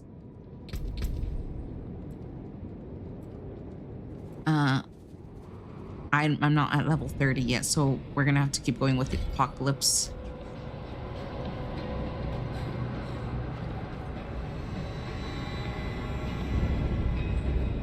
Where the fudge is that other side quest item?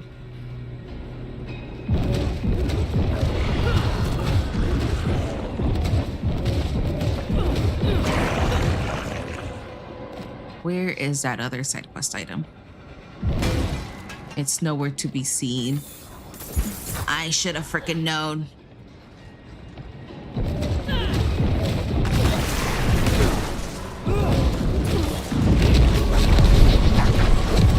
Oh my god, my freaking health.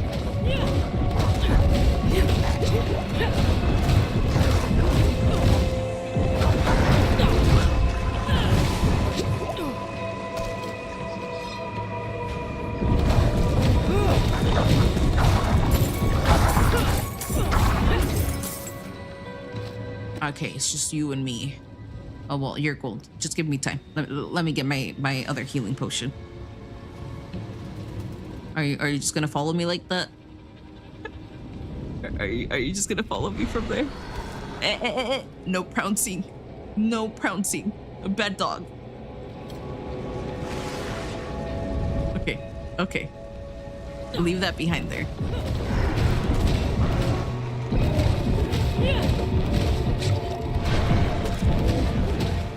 Damn, you really just love hopping around. Ah, come on. Look, no lights either.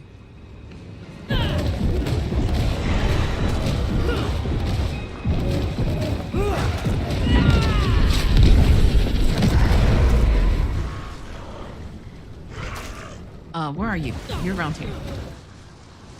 Come on, get closer. I can't stay near that orb.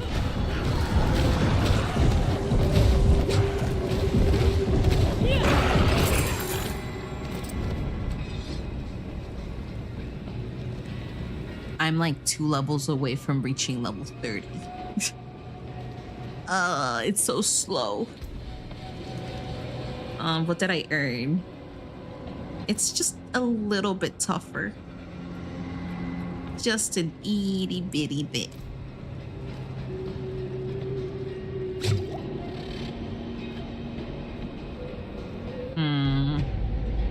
I'll wait till it's 15 seconds.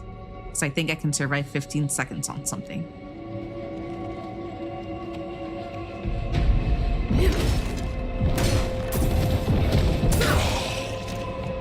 Where's the ledger? I'm out here trying to find a ledger, but there's no ledger.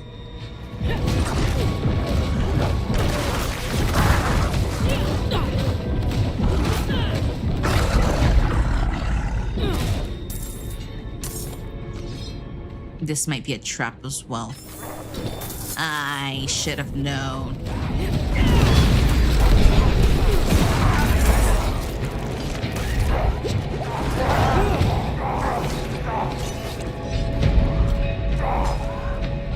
Okay, guys, come on. Bring around the roses again. I should be able to defeat these big guys.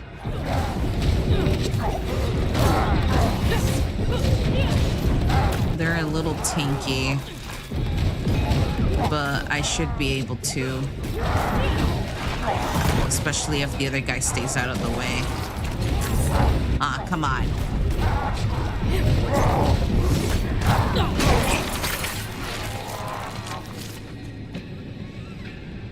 Now I'm gonna take their babies and we're gonna head somewhere else. Okay, I have enough potions. And the other skill's about to be ready.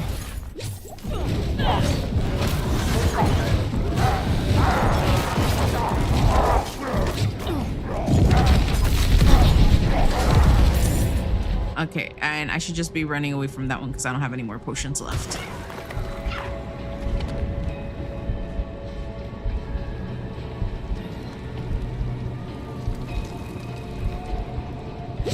Now I have some potion. Maybe I... Oh, you're running away? Did I get a little too far? Oh. But I feel like he's gonna have full health again. Yeah, every time they run away, don't they have like full health or something like that?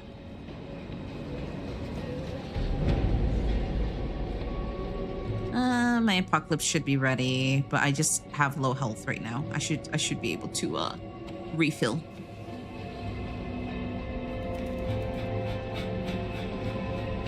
And just deal with him and him only.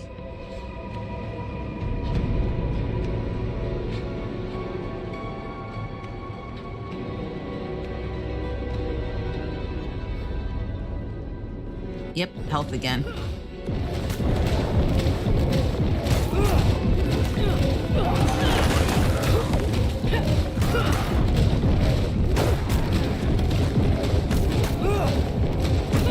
I'm not gonna heal yet, and I'm not gonna use Apocalypse. He really loves staying close to me. Apocalypse.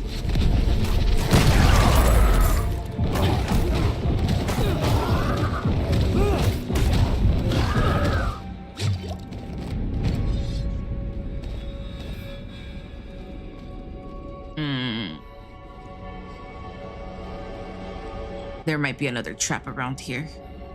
Not that kind of trap. I mean like a different trap, a harder trap.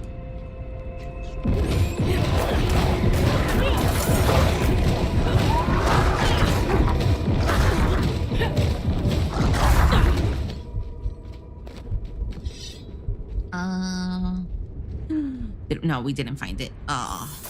It's sad.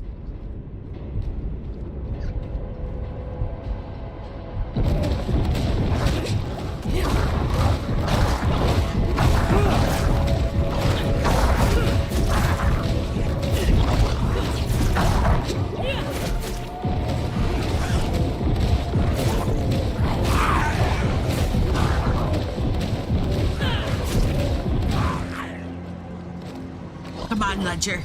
Come to me.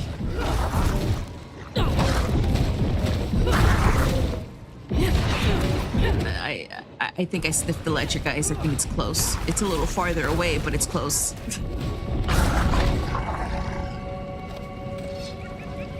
Where would the Ledger be? I'm thinking down here.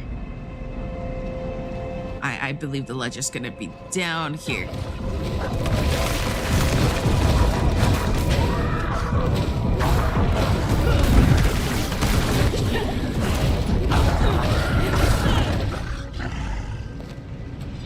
I should like wait until I heal up or something.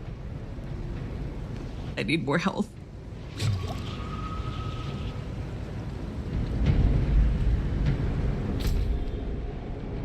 Damn, where would the Ledger be? Not in this room.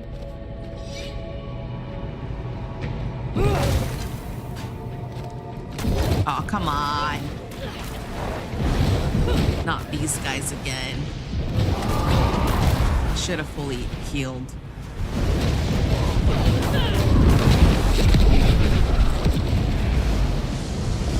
I have nowhere to run away from them.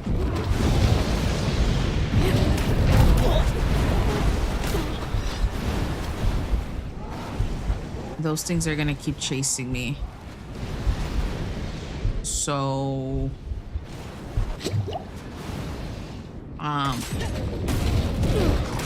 the dog triggered it. One of them could have gotten stuck in there. I have 0 health now, guys.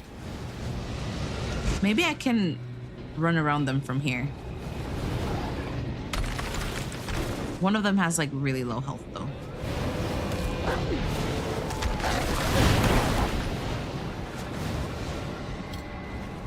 Apocalypse would be really helpful in like 10 seconds.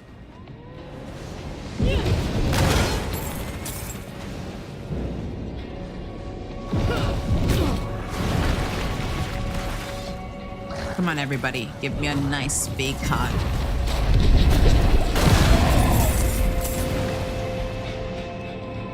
Primitive talisman.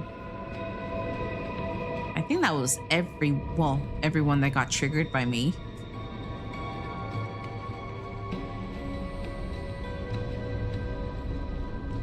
Time to run back. Actually, what the fudge is up here?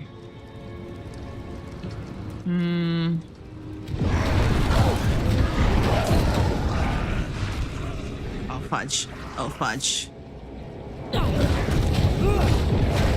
I want them to get stuck in that corner.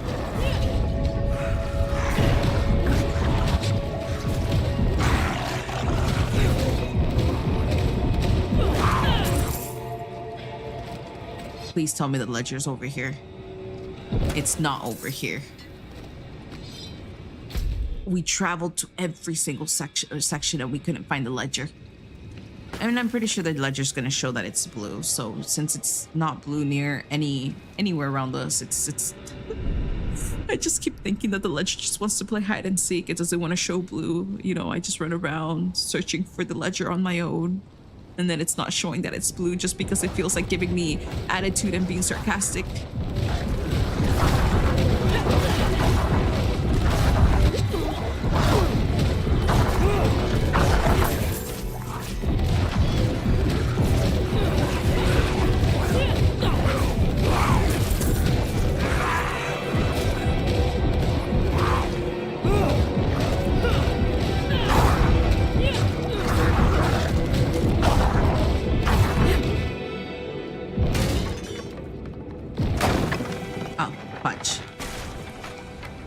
It's in here.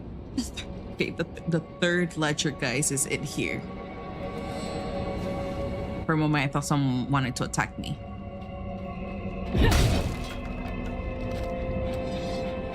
Okay.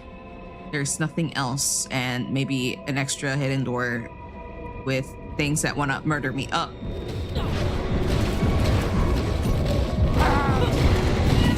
Yappy, just get close.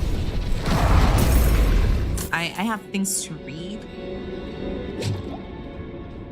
We're gonna trigger the third dialogue for the Archivist lectern.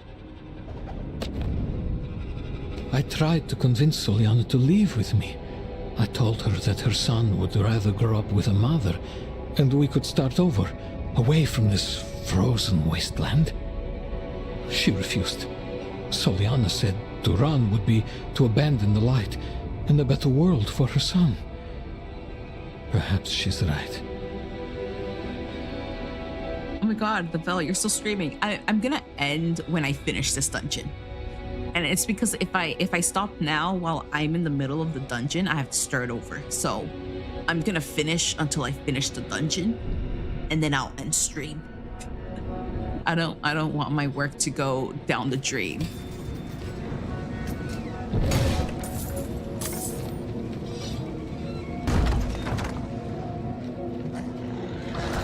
Ah, fudge.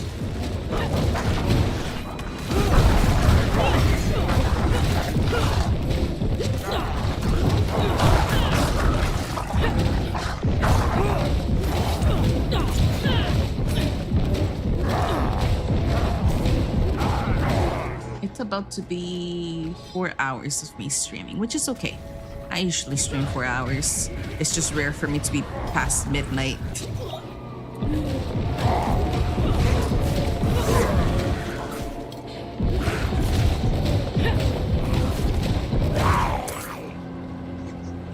Hopefully I can finish this within like 4 hours and 6 minutes of this stream. I don't know how long the boss fight is gonna take or anything like that.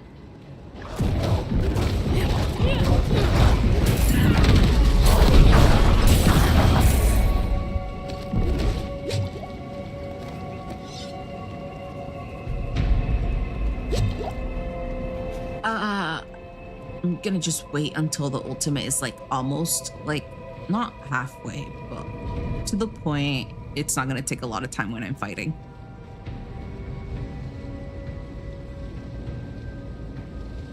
Okay, I'll be able to survive 40 seconds.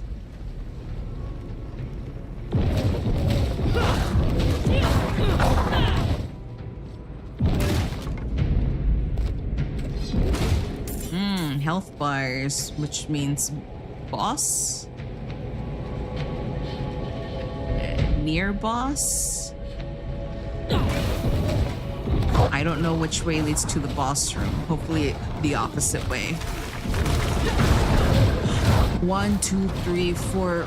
How many are there? Oh, they freaking trapped me in here with the...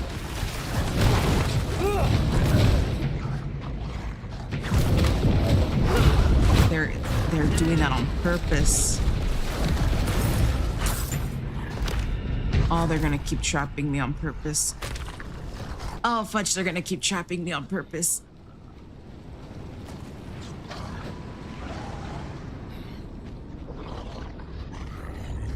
I need to survive like 50 seconds.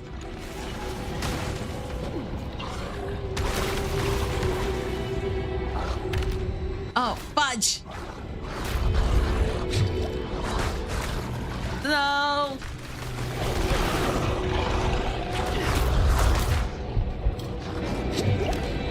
Ah. They took most of my healing stuff. It's okay, just like 15 more seconds. No, it's not okay. It's not okay. It's not okay. I cannot be stuck with them for like 10 seconds.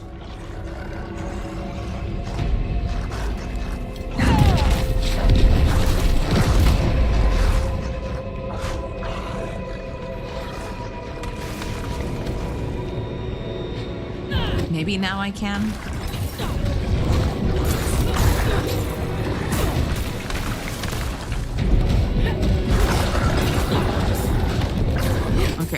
Okay. Their ultimate ability was just blocking me. I was scared there for a moment. I thought it was like a blocking and something extra. I wasn't paying attention. You're beautiful. Oh, that's so sweet. Also, if you're wondering why I'm trying to sound a little different, it's because, like I said, it's past midnight, and because I have headphones on, and like I don't know if I'm being loud. Maybe I am. Yeah. I'm just trying not to like be normally as like comfortable loud. I might be a little loud here and there, but like, you know, it's just a little more controlled.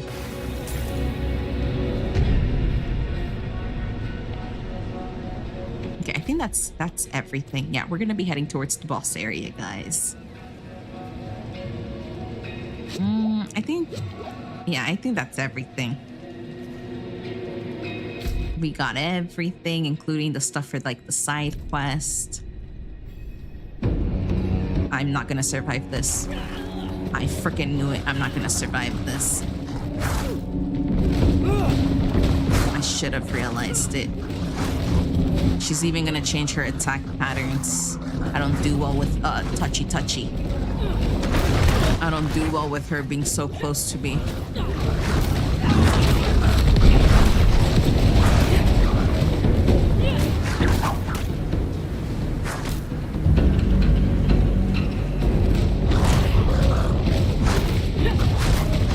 Yeah, I don't do well with physical touch.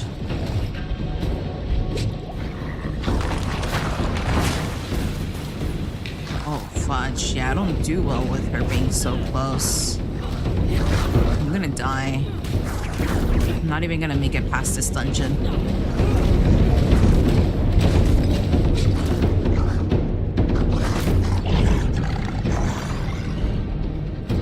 I just have to let her do her own thing.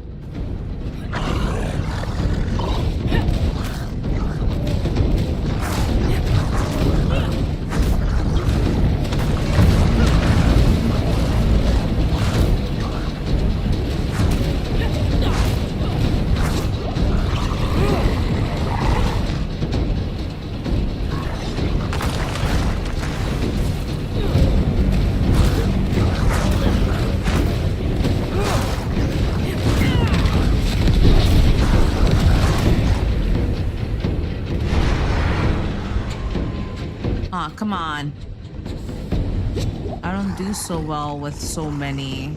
That means I have to deal with these wolves first.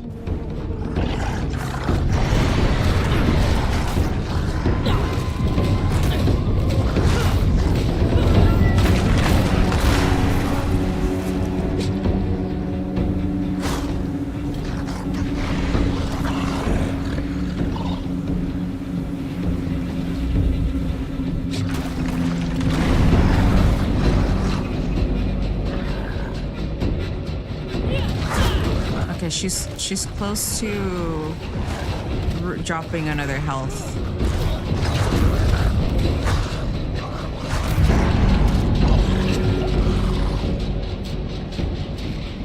I just have to stay alive long enough to the point I regenerate my own health. Well, Apocalypse is gonna be ready.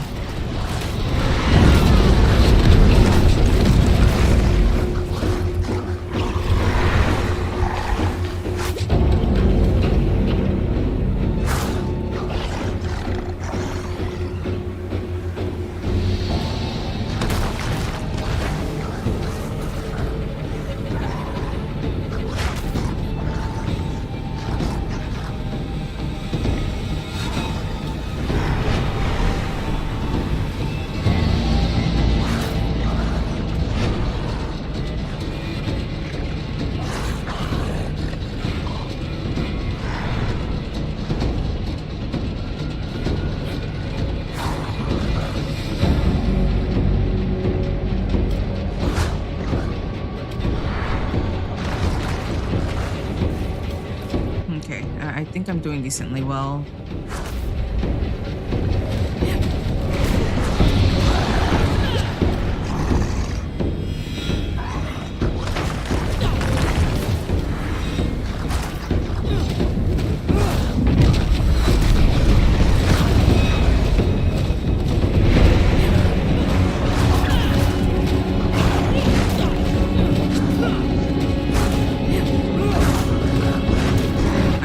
Enough health just for her.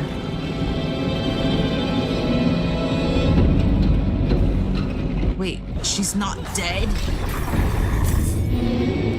I was like, why do I not see a check mark on the Lights Watch dungeon?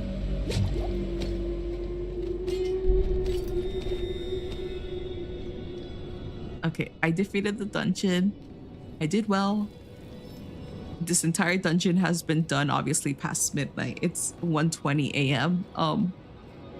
I did well. I did pretty well. We're gonna go ahead and just leave the dungeon. That way I don't have to worry about being stuck in here. It's gonna kick me out anyways, but we're just gonna leave. We got everything. We got everything we need for the side quest.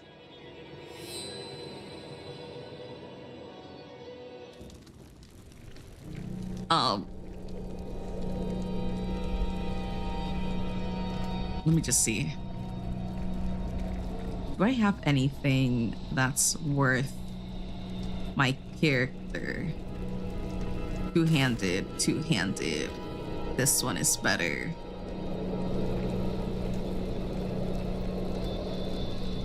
No, it's two-handed. We're gonna just destroy the rest of the items. Oh.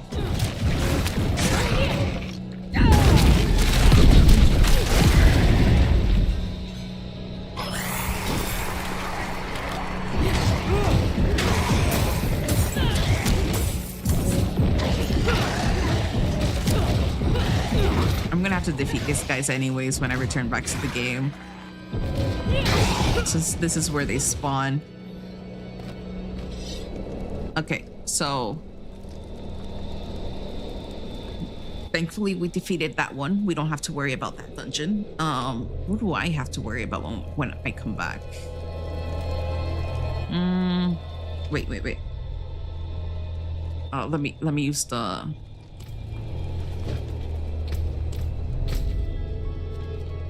I'm gonna do this mission by myself, and like anything else that I'll just like do some stuff on my own before we reach Yelesne. I'm not gonna start the main story without you guys. It's just I'm gonna just do anything sidey that just requires, you know, me leveling up and like bettering off my freaking skills and stuff. That's if I play for Monday. If I don't play for Monday, then you guys are just gonna see me do everything I was gonna do anyways. Let me just see something really quickly. Okay, so I don't know if you guys are currently going through ads. I don't think so. I think that notification was for a long time ago, but we will be raiding someone since I will be ending stream. I'm gonna see if I can find anybody else playing Diablo that is Vtuber.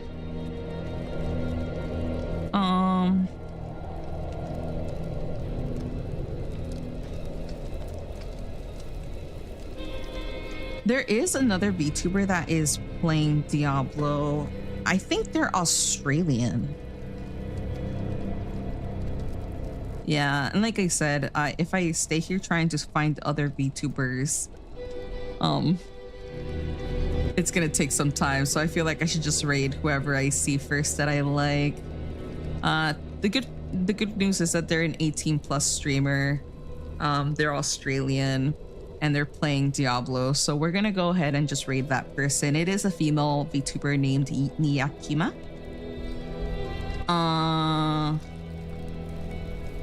Hopefully AUS does stands for Australian.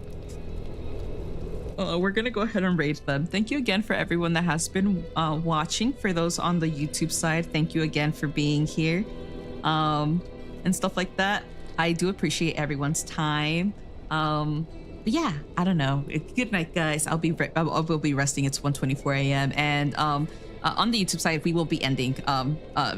It's connected. Twitch and YouTube is connected. So as soon as I click on stop streaming, it ends it on like all sites because they use the exact same platform.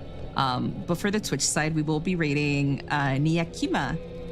You guys again can continue watching and stuff like that. Thank you again, everyone. Bye-bye. We're gonna start the raid.